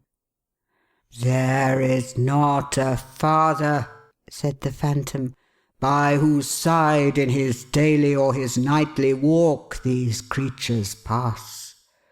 There is not a mother among all the ranks of loving mothers in this land. There is no one risen from the state of childhood, but shall be responsible in his or her degree for this enormity. There is not a country throughout the earth on which it would not bring a curse. There is no religion upon earth that it would not deny. There is no people upon earth it would not put to shame." The chemist clasped his hands and looked with trembling fear and pity from the sleeping boy to the phantom standing above him with its finger pointing down. "Behold, I say," pursued the spectre, "the perfect type of what it was your choice to be.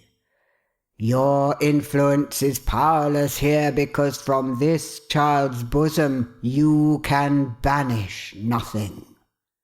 His thoughts have been in terrible companionship with yours because you have gone down to his unnatural level. He is the growth of man's indifference. You are the growth of man's presumption.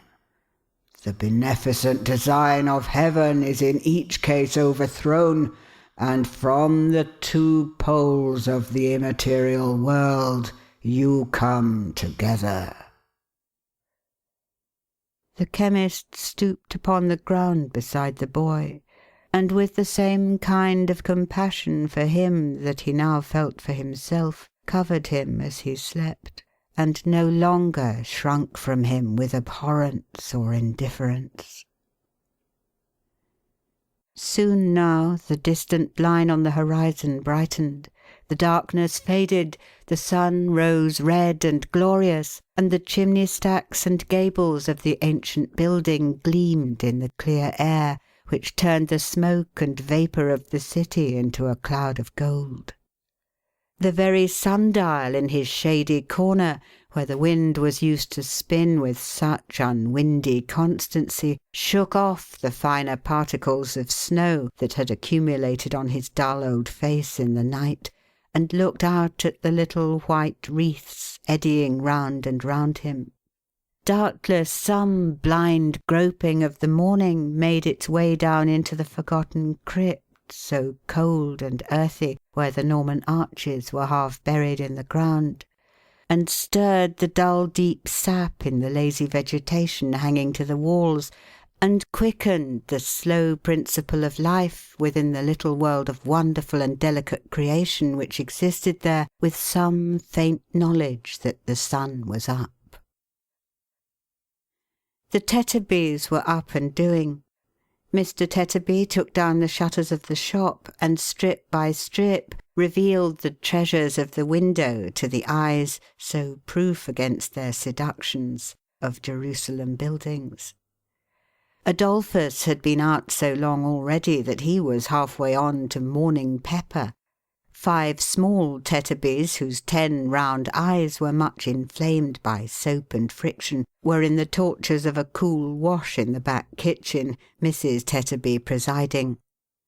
Johnny, who was pushed and hustled through his toilet with great rapidity when Moloch chanced to be in an exacting frame of mind, which was always the case, staggered up and down with his charge before the shop door, under greater difficulties than usual, the weight of Moloch being much increased by a complication of defences against the cold, composed of knitted worsted work and forming a complete suit of chain armour, with a headpiece and blue gaiters. It was a peculiarity of this baby to be always cutting teeth. Whether they never came, or whether they came and went away again, is not in evidence, but it had certainly cut enough on the showing of Mrs. Tetterby to make a handsome dental provision for the sign of the Bull and Mouth. All sorts of objects were impressed for the rubbing of its gums, notwithstanding that it always carried, dangling at its waist, which was immediately under its chin, a bone ring large enough to have represented the rosary of a young nun. knife handles, umbrella tops, the heads of walking sticks selected from the stock, the fingers of the family in general, but especially of Johnny, nutmeg graters, crusts, the handles of doors, and the cool knobs on the tops of pokers were among the commonest instruments indiscriminately applied for this baby's relief. The amount of electricity that must have been rubbed out of it in a week is not to be calculated. Still, Mrs. Tetterby always said it was coming through, and then the child would be herself. And still it never did come through, and the child continued to be somebody else. The tempers of the little Tetterbys had sadly changed with a few hours. Mr. and Mrs. Tetterby themselves were not more altered than their offspring. Usually they were an unselfish, good-natured, yielding little race, sharing short commons when it happened, which was pretty often, contentedly and even generously, and taking a great deal of enjoyment out of a very little meat. But they were fighting now, not only for the soap and water, but even for the breakfast which was yet in perspective. The hand of every little Tetterby was against the other little Tetterbys, and even Johnny's hand, the patient, much enduring and devoted Johnny, rose against the baby. Yes, Mrs. Tetterby, going to the door by mere accident, saw him viciously pick out a weak place in the suit of armour where a slap would tell, and slap that blessed child. Mrs. Tetterby had him into the parlour by the collar in that same flash of time, and repaid him the assault with usury thereto. "You brute, you murdering little boy," said Mrs. Tetterby. "Had you the heart to do it?" "Why don't her teeth come through then?" retorted Johnny in a loud, rebellious voice, "instead of bothering me? How would you like it yourself?" "Like it, sir?" said Mrs. Tetterby, relieving him of his dishonoured load. "Yes, like it," said Johnny. "How would you? Not at all. If you was me, you'd go for a soldier. I will too. There ain't no babies in the army." Mr. Tetterby, who had arrived upon the scene of action, rubbed his chin thoughtfully, instead of correcting the rebel, and seemed rather struck by this view of a military life. "I wish I was in the army myself, if the child's in the right," said Mrs. Tetterby, looking at her husband. "For I have no peace of my life here. I'm a slave, a Virginia slave." Some indistinct association with their weak descent on the tobacco trade, perhaps, suggested this aggravated expression to Mrs. Tetterby. "I never have a holiday or any pleasure at all, from year's end to year's end. Why, Lord bless and save the child," said Mrs. Tetterby, shaking the baby with an irritability hardly suited to so pious an aspiration. "What's the matter with her now?" Not being able to discover, and not rendering the subject much clearer by shaking it, Mrs. Tetterby put the baby away in a cradle, and folding her arms, sat rocking it angrily with her foot. "How you stand there, Dolphus?" said Mrs. Tetterby to her husband. "Why don't you do something?" "Because I don't care about doing anything," Mr. Tetterby replied. "I am sure I don't," said Mrs. Tetterby. "I'll take my oath I don't," said Mr. Tetterby. A diversion arose here among Johnny and his 5 younger brothers, who, in preparing the family breakfast table, had fallen to skirmishing for the temporary possession of the loaf, and were buffeting one another with great heartiness. The smallest boy of all, with precocious discretion, hovering outside the knot of combatants and harassing their legs. Into the midst of this fray, Mr. and Mrs. Tetterby both precipitated themselves with great ardour, as if such ground were the only ground on which they could now agree, and having, with no visible remains of their late soft-heartedness, laid about them without any lenity and done much execution, resumed their former relative positions. "You had better read your paper than do nothing at all," said Mrs. Tetterby. "What's there to read in a paper?" returned Mr. Tetterby, with excessive discontent. What? said Mrs. Tetterby. Police! It's nothing to me, said Tetterby. What do I care what people do or are done to? Suicides, suggested Mrs. Tetterby. No business of mine, replied her husband. Births, deaths, and marriages, are those nothing to you? said Mrs. Tetterby. If the births were all over for good and all to-day, and the deaths were all to begin to come off to-morrow, I don't see why it should interest me, till I thought it was a-coming to my turn, grumbled Tetterby. As to marriages, I've done it myself. I know quite enough about them. To judge from the dissatisfied expression of her face and manner, Mrs. Tetterby appeared to entertain the same opinions as her husband, but she opposed him nevertheless for the gratification of quarrelling with him. Oh, you're a consistent man, said Mrs. Tetterby, and you. You, with the screen of your own making there, made of nothing else but bits of newspapers which you sit and read to the children by the half hour together. Say used to, if you please, returned her husband. You won't find me doing so any more. I'm wiser now. Bah! Wiser indeed, said Mrs. Tetterby. Are you better? The question sounded some discordant note in Mr. Tetterby's breast. He ruminated dejectedly, and passed his hand across and across his forehead. Better, murmured Mr. Tetterby. I don't know as any of us are better or happier either. Better, is it? He turned to the screen and traced about it with his finger until he found a certain paragraph of which he was in quest. This used to be one of the family favourites, I recollect, said Tetterby in a forlorn and stupid way, and used to draw tears from the children and make 'em good if there was any little bickering or discontent among 'em, next to the story of the robin redbreasts in the wood. Melancholy case of destitution. Yesterday, a small man with a baby in his arms and surrounded by half a dozen ragged little ones of various ages between 10 and 2, the whole of whom were evidently in a famishing condition, appeared before the worthy magistrate and made the following recital. I don't understand it, I'm sure, said Tetterby. I don't see what it has got to do with us. How old and shabby he looks, said Mrs. Tetterby, watching him. I never saw such a change in a man. Oh, dear me, dear me, dear me, it was a sacrifice. What was a sacrifice? Her husband sourly inquired.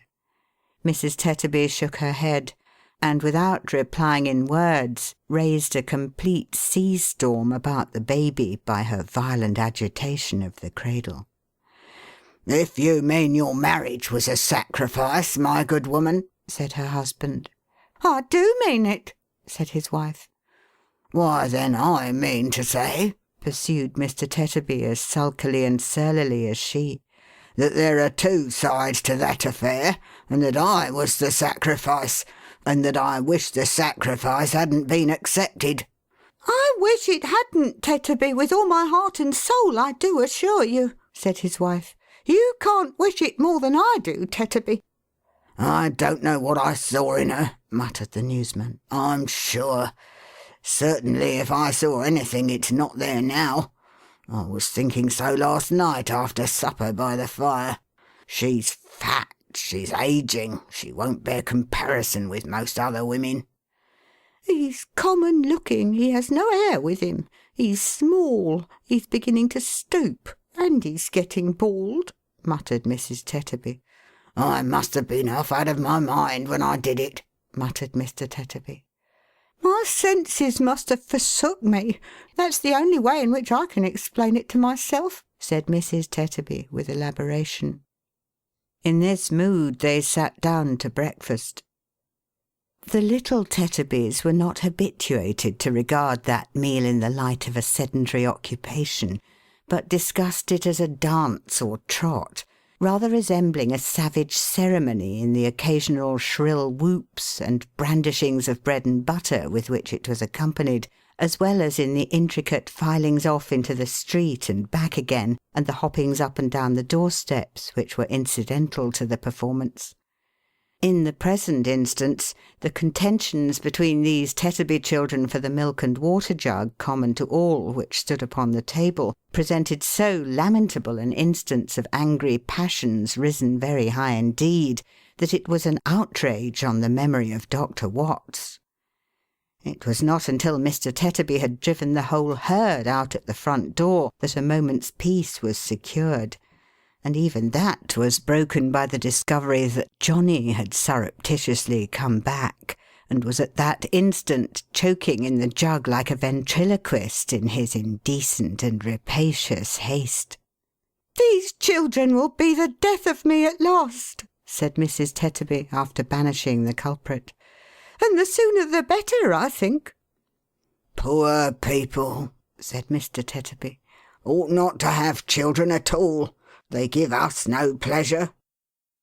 He was at that moment taking up the cup which Mrs. Tetterby had rudely pushed towards him, and Mrs. Tetterby was lifting her own cup to her lips, when they were both stopped as if they were transfixed. "Here, mother, father!" cried Johnny, running into the room. "Here's Mrs. William coming down the street." And if ever, since the world began, a young boy took a baby from a cradle with the care of an old nurse, and hushed and soothed it tenderly, and tottered away with it cheerfully, Johnny was that boy, and Moloch was that baby, as they went out together. Mr. Tetterby put down his cup. Mrs. Tetterby put down her cup. Mr. Tetterby rubbed his forehead. Mrs. Tetterby rubbed hers. Mr. Tetterby's face began to smooth and brighten. Mrs. Tetterby's began to smooth and brighten. "Why, Lord forgive me," said Mr. Tetterby to himself. "What evil tempers have I been giving way to? What has been the matter here?"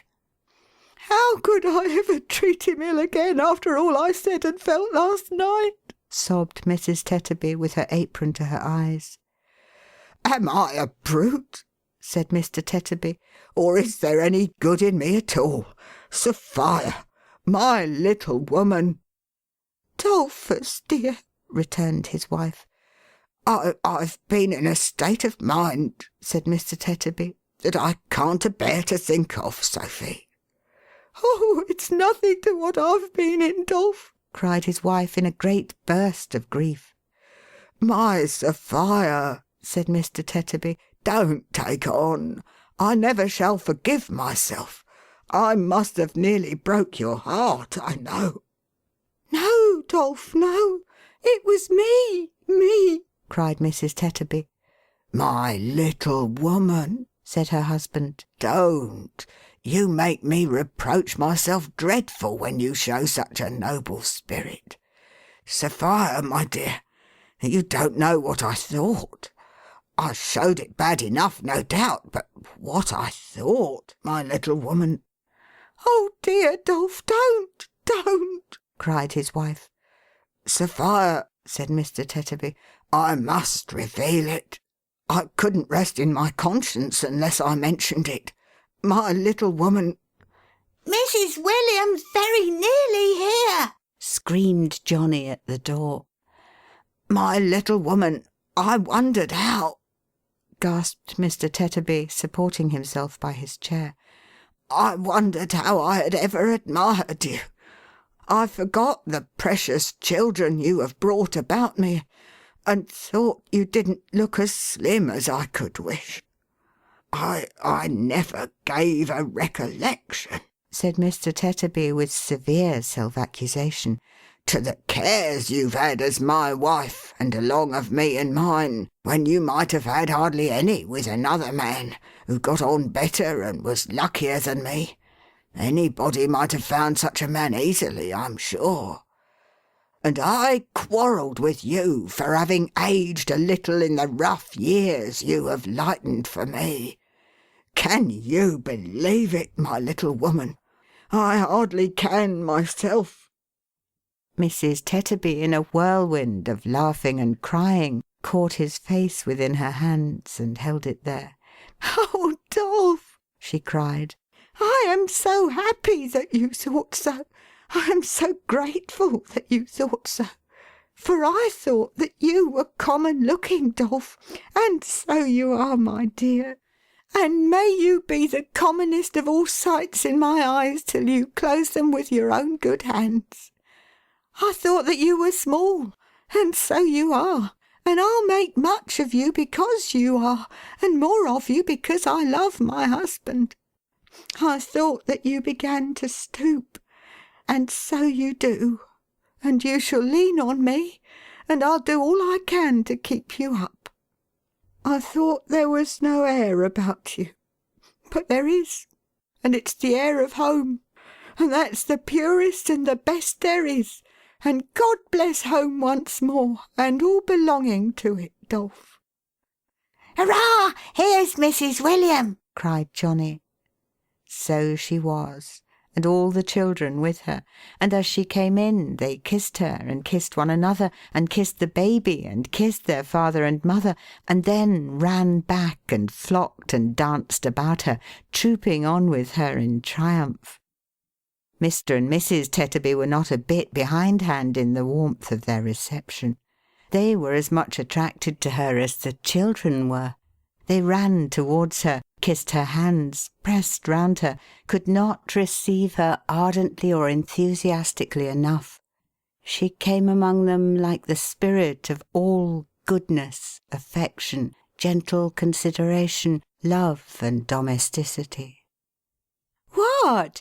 Are you all so glad to see me too this bright Christmas morning?"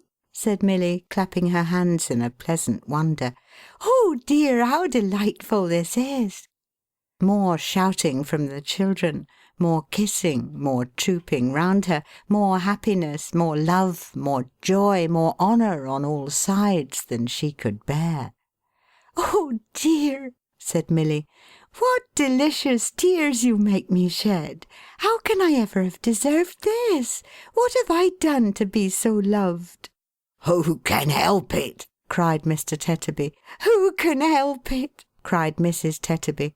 Who can help it? echoed the children in a joyful chorus, and they danced and trooped about her again, and clung to her, and laid their rosy faces against her dress, and kissed and fondled it, and could not fondle it or her enough.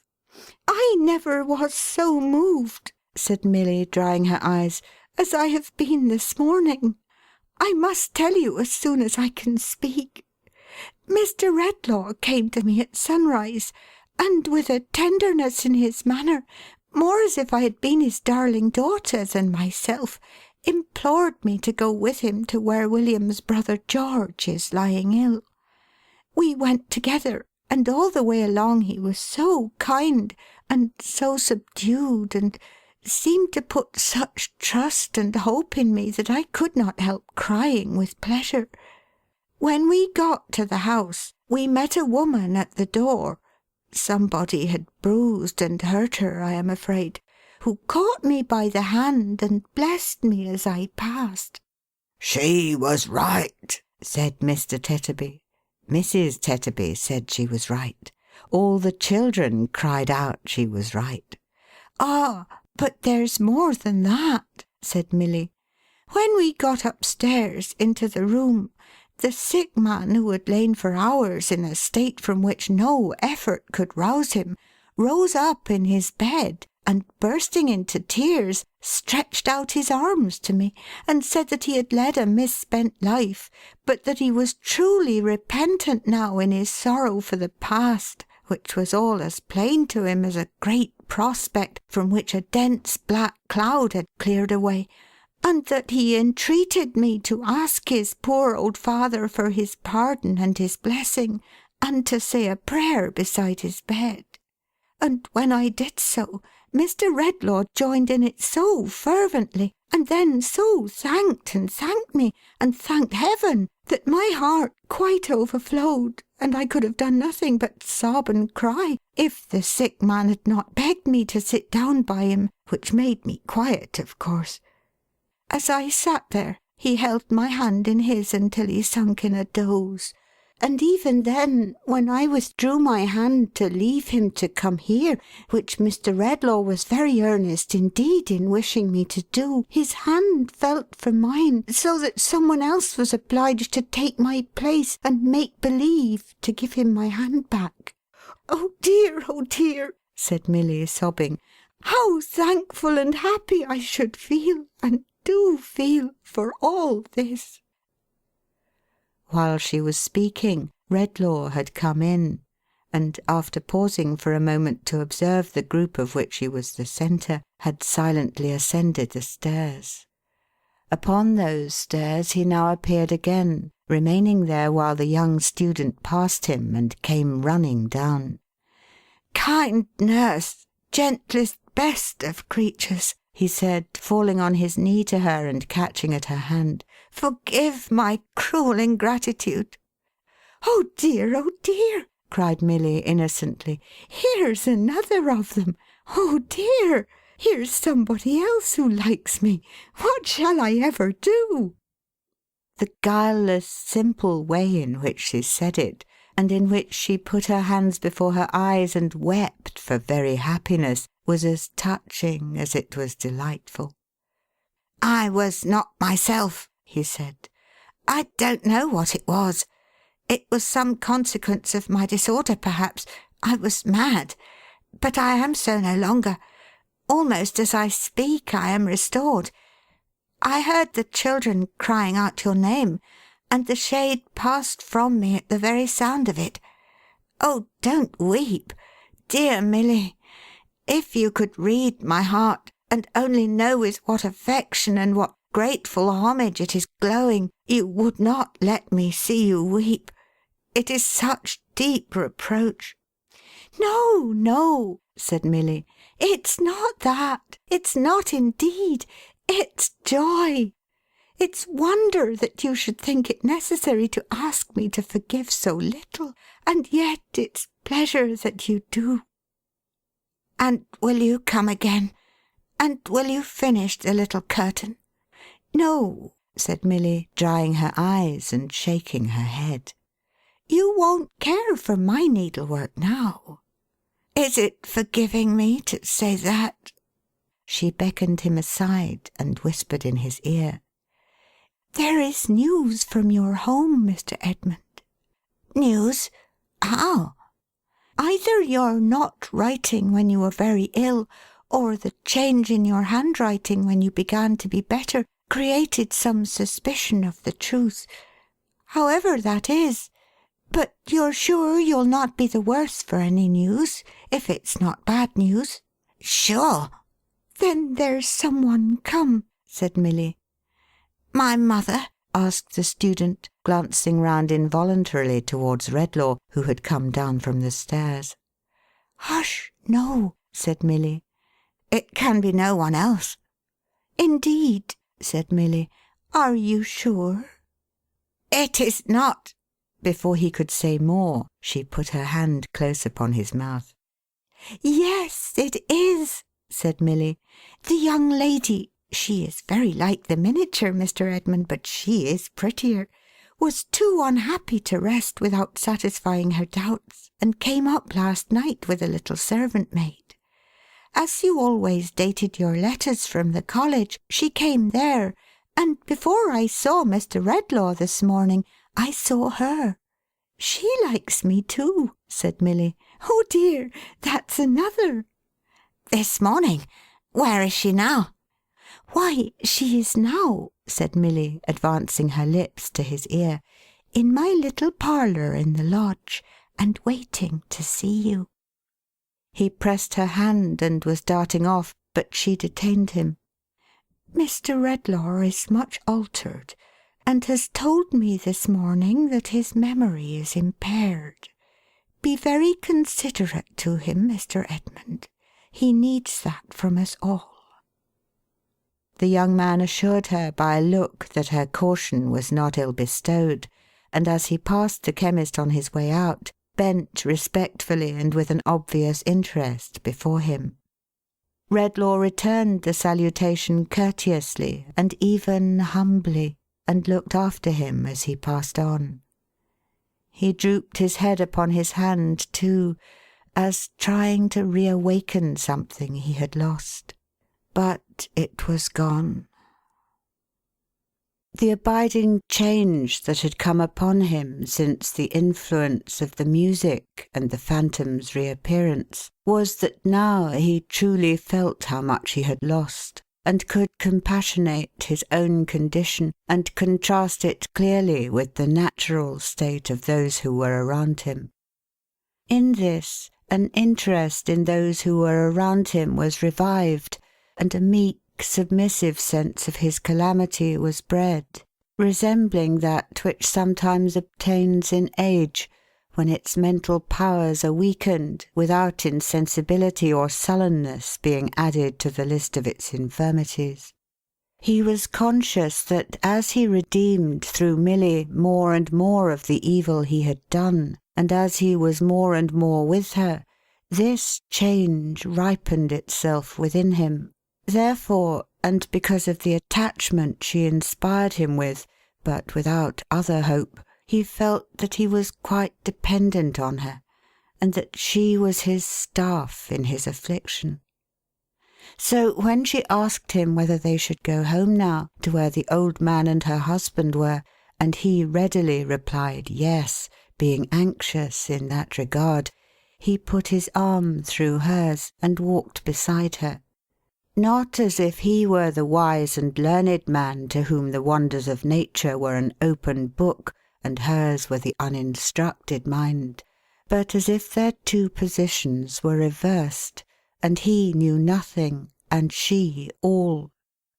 He saw the children throng about her and caress her as he and she went away together thus out of the house. He heard the ringing of their laughter and their merry voices. He saw their bright faces clustering around him like flowers. He witnessed the renewed contentment and affection of their parents. He breathed the simple air of their poor home, restored to its tranquillity. He thought of the unwholesome blight he had shed upon it, and might, but for her, have been diffusing then. And perhaps it is no wonder that he walked submissively beside her, and drew her gentle bosom nearer to his own. When they arrived at the lodge, the old man was sitting in his chair in the chimney corner, with his eyes fixed on the ground, and his son was leaning against the opposite side of the fireplace, looking at him. As she came in at the door, both started and turned round towards her, and a radiant change came upon their faces. "Oh, dear, dear, dear!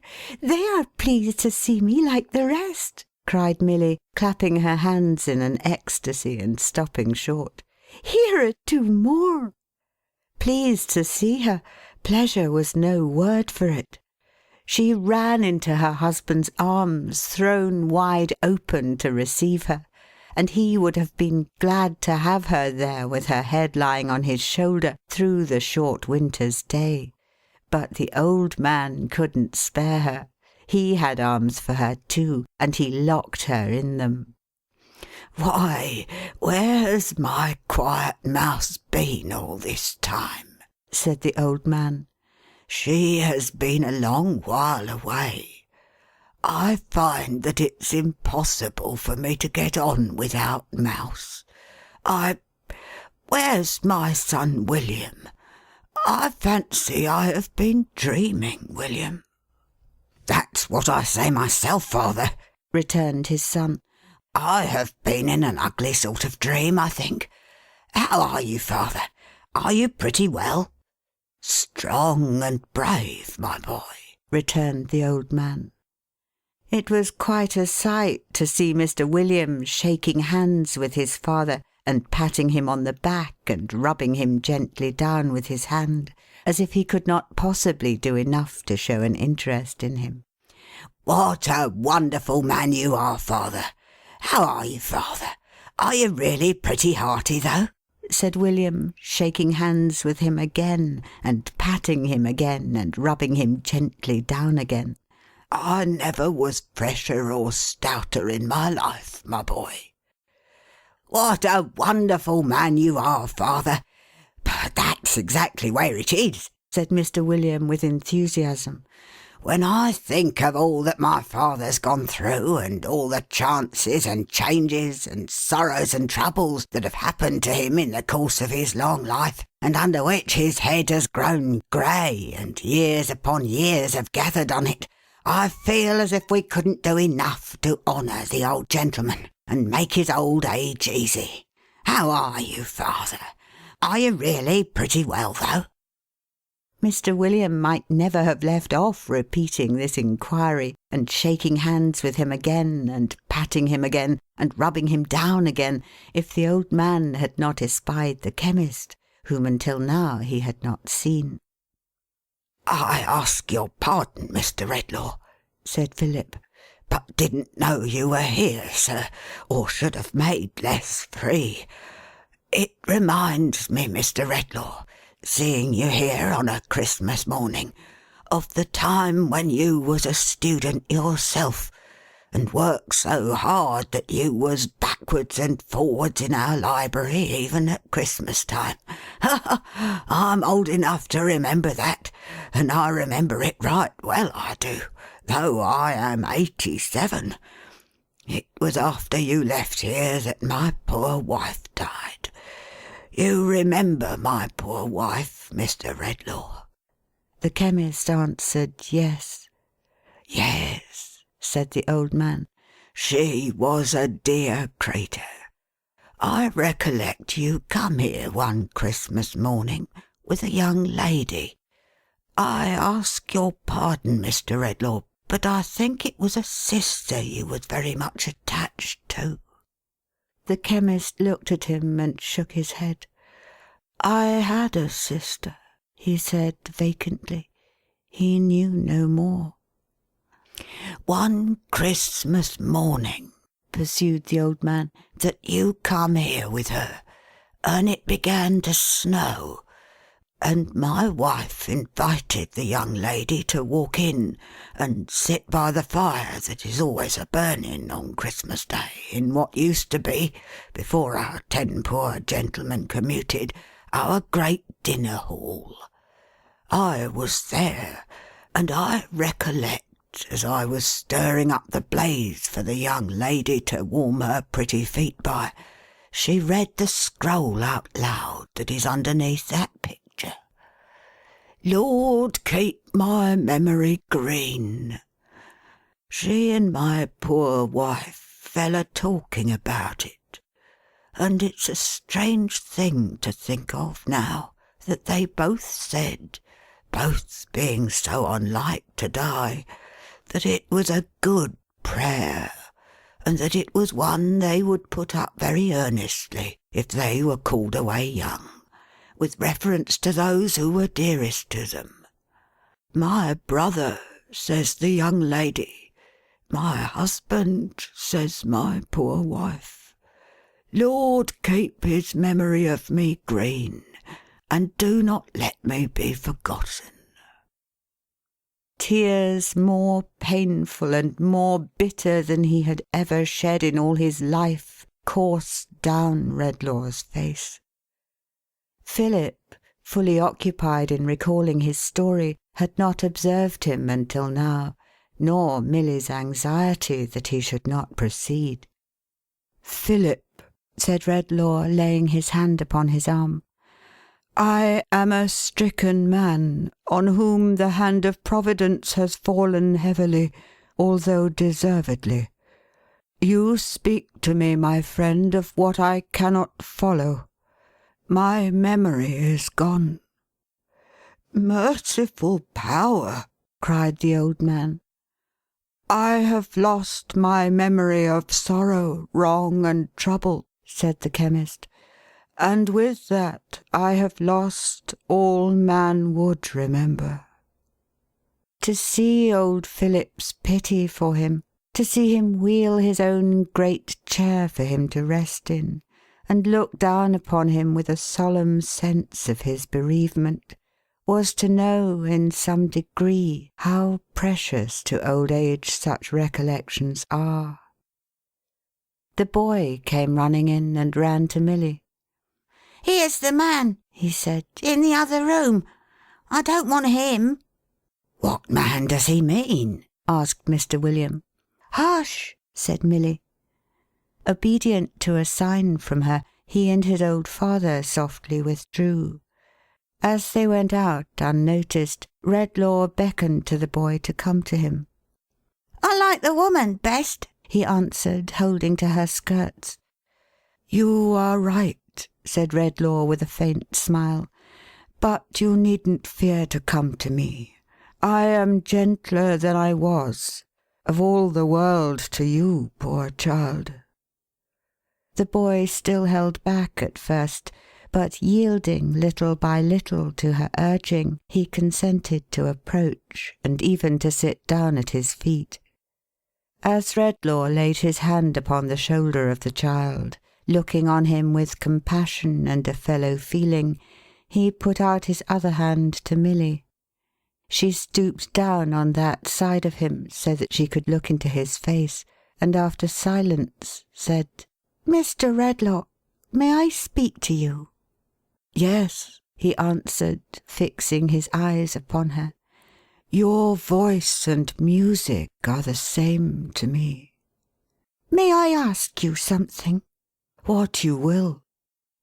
"Do you remember what I said when I knocked at your door last night, about one who was your friend once, and who stood on the verge of destruction?"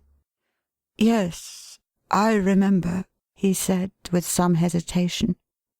"Do you understand it?" He smoothed the boy's hair, looking at her fixedly the while, and shook his head. "This person," said Milly, in her clear, soft voice, which her mild eyes, looking at him, made clearer and softer, "I found soon afterwards. I went back to the house, and with Heaven's help traced him. I was not too soon. Very little, and I should have been too late." He took his hand from the boy, and laying it on the back of that hand of hers, whose timid and yet earnest touch addressed him no less appealingly than her voice and eyes, looked more intently on her. "He is the father of Mr. Edmund, the young gentleman we saw just now. His real name is Longford. You recollect the name?" "I recollect the name." "And the man?" "No, not the man. Did he ever wrong me?" "Yes." "Ah, then it's hopeless, hopeless." He shook his head, and softly beat upon the hand he held, as though mutely asking her commiseration.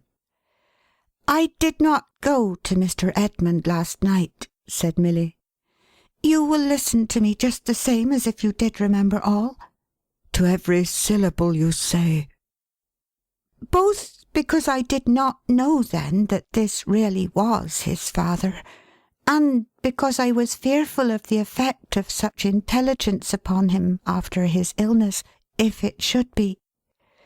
Since I have known who this person is, I have not gone either, but that is for another reason. He has long been separated from his wife and son, has been a stranger to his home almost from the son's infancy, I learn from him, and has abandoned and deserted what he should have held most dear. In all that time he has been falling from the state of a gentleman more and more, until—" She rose up hastily, and going out for a moment, returned, accompanied by the wreck that Redlaw had beheld last night. "Do you know me?" asked the Chemist. "I should be glad," returned the other, "and that is an unwonted word for me to use, if I could answer no." The Chemist looked at the man, standing in self-abasement and degradation before him. and would have looked longer in an ineffectual struggle for enlightenment, but that Milly resumed her late position by his side, and attracted his attentive gaze to her own face. "See how low he is sunk, how lost he is," she whispered, stretching out her arm towards him without looking from the chemist's face. "If you could remember all that is connected with him, do you not think it would move your pity to reflect that one you ever loved, do not let us mind how long ago, or in what belief that he has forfeited, should come to this?" "I hope it would," he answered. "I believe it would." His eyes wandered to the figure standing near the door, but came back speedily to her, on whom he gazed intently, as if he strove to learn some lesson from every tone of her voice and every beam of her eyes. "I have no learning, and you have much," said Milly. "I am not used to think, and you are always thinking. May I tell you why it seems to me a good thing for us to remember wrong that has been done us?" "Yes." "That we may forgive it." "Pardon me, great Heaven," said Redlaw, lifting up his eyes, "for having thrown away thine own high attribute." "And if," said Milly, "if your memory should one day be restored, as we will hope and pray it may be, would it not be a blessing to you to recall at once a wrong and its forgiveness?" He looked at the figure by the door, and fastened his attentive eyes on her again. A ray of clearer light appeared to him to shine into his mind from her bright face. "He cannot go to his abandoned home. He does not seek to go there. He knows that he could only carry shame and trouble to those he had so cruelly neglected, and that the best reparation he can make them now is to avoid them. A very little money, carefully bestowed, would remove him to some distant place where he might live and do no wrong, and make such atonement as is left within his power for the wrong he has done. To the unfortunate lady who is his wife, and to his son, this would be the best and kindest boon that their best friend could give them. One, too, that they need never know of. And to him, shattered in reputation, mind, and body, it might be salvation." He took her head between his hands and kissed it, and said, "It shall be done.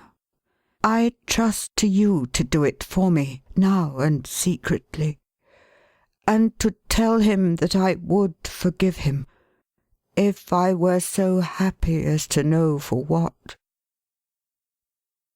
As she rose and turned her beaming face towards the fallen man, implying that her mediation had been successful, he advanced a step, and without raising his eyes, addressed himself to Redlaw. "You are so generous," he said, "you ever were, that you will try to banish your rising sense of retribution in the spectacle that is before you. I do not try to banish it from myself, Redlaw. If you can, believe me." The chemist entreated Milly by a gesture to come nearer to him, and as he listened, looked in her face as if to find in it the clue to what he heard. "I am too decayed a wretch to make professions. I recollect my own career too well to array any such before you. But from the day on which I made my first step downward in dealing falsely by you, I have gone down with a certain steady doomed progression. That I say." Redlaw, keeping her close at his side, turned his face towards the speaker, and there was sorrow in it. Something like mournful recognition, too. I might have been another man, my life might have been another life, if I had avoided that first fatal step. I don't know that it would have been. I claim nothing for the possibility. Your sister is at rest, and better than she could have been with me, if I had continued even what you thought me, even what I once supposed myself to be. Redlaw made a hasty motion with his hand, as if he would have put that subject on one side. I speak, the other went on, like a man taken from the grave. I should have made my own grave last night, had it not been for this blessed hand. Oh dear, he likes me too, sobbed Milly under her breath. That's another.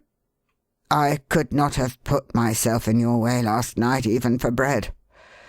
But to-day my recollection of what has been is so strongly stirred, and is presented to me, I don't know how, so vividly, that I have dared to come at her suggestion, and to take your bounty, and to thank you for it, and to beg you, Redlaw, in your dying hour, to be as merciful to me in your thoughts as you are in your deeds. He turned towards the door, and stopped a moment on his way forth. I hope my son may interest you for his mother's sake. I hope he may deserve to do so. Unless my life should be preserved a long time, and I should know that I have not misused your aid, I shall never look upon him more. Going out, he raised his eyes to Redlaw for the first time. Redlaw, whose steadfast gaze was fixed upon him, dreamily held out his hand. He returned and touched it, little more, with both his own, and bending down his head, went slowly out. In the few moments that elapsed while Milly silently took him to the gate, the chemist dropped into his chair and covered his face with his hands. Seeing him thus, when she came back, accompanied by her husband and his father, who were both greatly concerned for him, she avoided disturbing him, or permitting him to be disturbed, and kneeled down near the chair to put some warm clothing on the boy. That's exactly where it is. That's what I always say, father, exclaimed her admiring husband. There's a motherly feeling in Mrs. William's breast that must and will have went. Aye, said the old man. You're right. My son William's right. It happens all for the best, Milly dear, no doubt, said Mr. William tenderly, that we have no children of our own.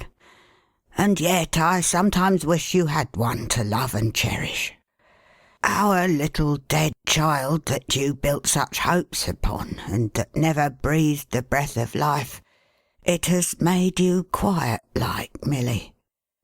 I am very happy in the recollection of it, William dear, she answered. I think of it every day. I was afraid you thought of it a good deal. Don't say afraid. It is a comfort to me. It speaks to me in so many ways. The innocent thing that never lived on earth is like an angel to me, William. You are like an angel to father and me, said Mr. William softly. I know that. When I think of all those hopes I built upon it, and the many times I sat and pictured to myself the little smiling face upon my bosom that never lay there, and the sweet eyes turned up to mine that never opened to the light, said Milly, I can feel a greater tenderness, I think, for all the disappointed hopes in which there is no harm. When I see a beautiful child in its fond mother's arms, I love it all the better, thinking that my child might have been like that, and might have made my heart as proud and happy." Redlaw raised his head and looked towards her. "All through life, it seems by me," she continued, "to tell me something. For poor neglected children, my little child pleads as if it were alive, and had a voice I knew with which to speak to me. When I hear of youth in suffering or shame, I think that my child might have come to that perhaps, and that God took it from me in His mercy. Even in age and grey hair such as father's is at present, saying that it too might have lived to be old, long and long after you and I were gone, and to have needed the respect and love of younger people." Her quiet voice was quieter than ever as she took her husband's arm and laid her head against it. "Children love me so that sometimes I half fancy — it's a silly fancy, William — they have some way I don't know of feeling for my little child, and me, and understanding why their love is precious to me. If I have been quiet since, I have been more happy, William, in 100 ways. Not least happy, dear, in this, that even when my little child was born and dead but a few days, and I was weak and sorrowful, and could not help grieving a little, the thought arose that if I tried to lead a good life, I should meet in heaven a bright creature who would call me mother." Redlaw fell upon his knees with a loud cry. "O thou," he said, "who through the teaching of pure love has graciously restored me to the memory which was the memory of Christ upon the cross, and of all the good who perished in His cause, receive my thanks and bless her." Then he folded her to his heart, and Milly, sobbing more than ever, cried as she laughed, "He is come back to himself. He likes me very much indeed, too. Oh dear, dear, dear me! Here's another!" Then the student entered, leading by the hand a lovely girl, who was afraid to come. And Redlaw, so changed towards him, seeing in him and his youthful choice the softened shadow of that chastening passage in his own life, to which, as to a shady tree, the dove, so long imprisoned in his solitary ark, might fly for rest and company, fell upon his neck, entreating them to be his children. Then, as Christmas is a time in which, of all times in the year, the memory of every remediable sorrow, wrong, and trouble in the world around us should be active with us not less than our own experiences for all good, he laid his hand upon the boy, and silently calling him to witness who laid his hand on children in old time, rebuking in the majesty of his prophetic knowledge those who kept them from him, vowed to protect him, teach him, and reclaim him. Then he gave his right hand cheerily to Philip, and said that they would that day hold a Christmas dinner in what used to be, before the 10 poor gentlemen commuted, their great dinner hall, and that they would bid to it as many of that Swidger family, who his son had told him were so numerous that they might join hands and make a ring round England, as could be brought together on so short a notice. And it was that day done. There were so many Swidgers there, grown up and children, that an attempt to state them in round numbers might engender doubts in the distrustful of the veracity of this history. Therefore the attempt shall not be made. But there they were, by dozens and scores, and there was good news and good hope there, ready for them, of George, who had been visited again by his father and brother, and by Milly. and again left in a quiet sleep. There, present at the dinner too, were the Tetterbys, including young Adolphus, who arrived in his prismatic comforter in good time for the beef. Johnny and the baby were too late, of course, and came in all on one side, the one exhausted, the other in a supposed state of double tooth. But that was customary and not alarming. It was sad to see the child who had no name or lineage watching the other children as they played, not knowing how to talk with them or sport with them, and more strange to the ways of childhood than a rough dog. It was sad, though in a different way, to see what an instinctive knowledge the youngest children there had of his being different from all the rest, and how they made timid approaches to him with soft words and touches, and with little presents, that he might not be unhappy. But he kept by Milly, and began to love her. That was another, as she said. And as they all liked her dearly, they were glad of that, and when they saw him peeping at them from behind her chair, they were pleased that he was so close to it. All this, the chemist, sitting with the student and his bride that was to be, and Philip and the rest, saw. Some people have said since that he only thought what has been herein set down. Others that he read it in the fire one winter night about the twilight time. Others that the ghost was but the representation of his own gloomy thoughts, and Milly the embodiment of his better wisdom. I say nothing. Except this, that as they were assembled in the old hall, by no other light than that of a great fire, having dined early, the shadows once more stole out of their hiding places, and danced about the room, showing the children marvellous shapes and faces on the walls, and gradually changing what was real and familiar there to what was wild and magical.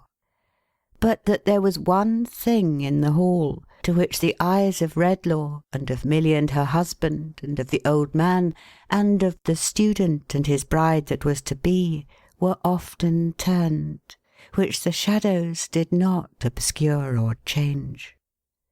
Deepened in its gravity by the firelight, and gazing from the darkness of the panelled wall like life, the sedate face in the portrait, with the beard and ruff, looked down at them from under its verdant wreath of holly as they looked up at it, and clear and plain below, as if a voice had uttered them, were the words, "Lord, keep my memory green."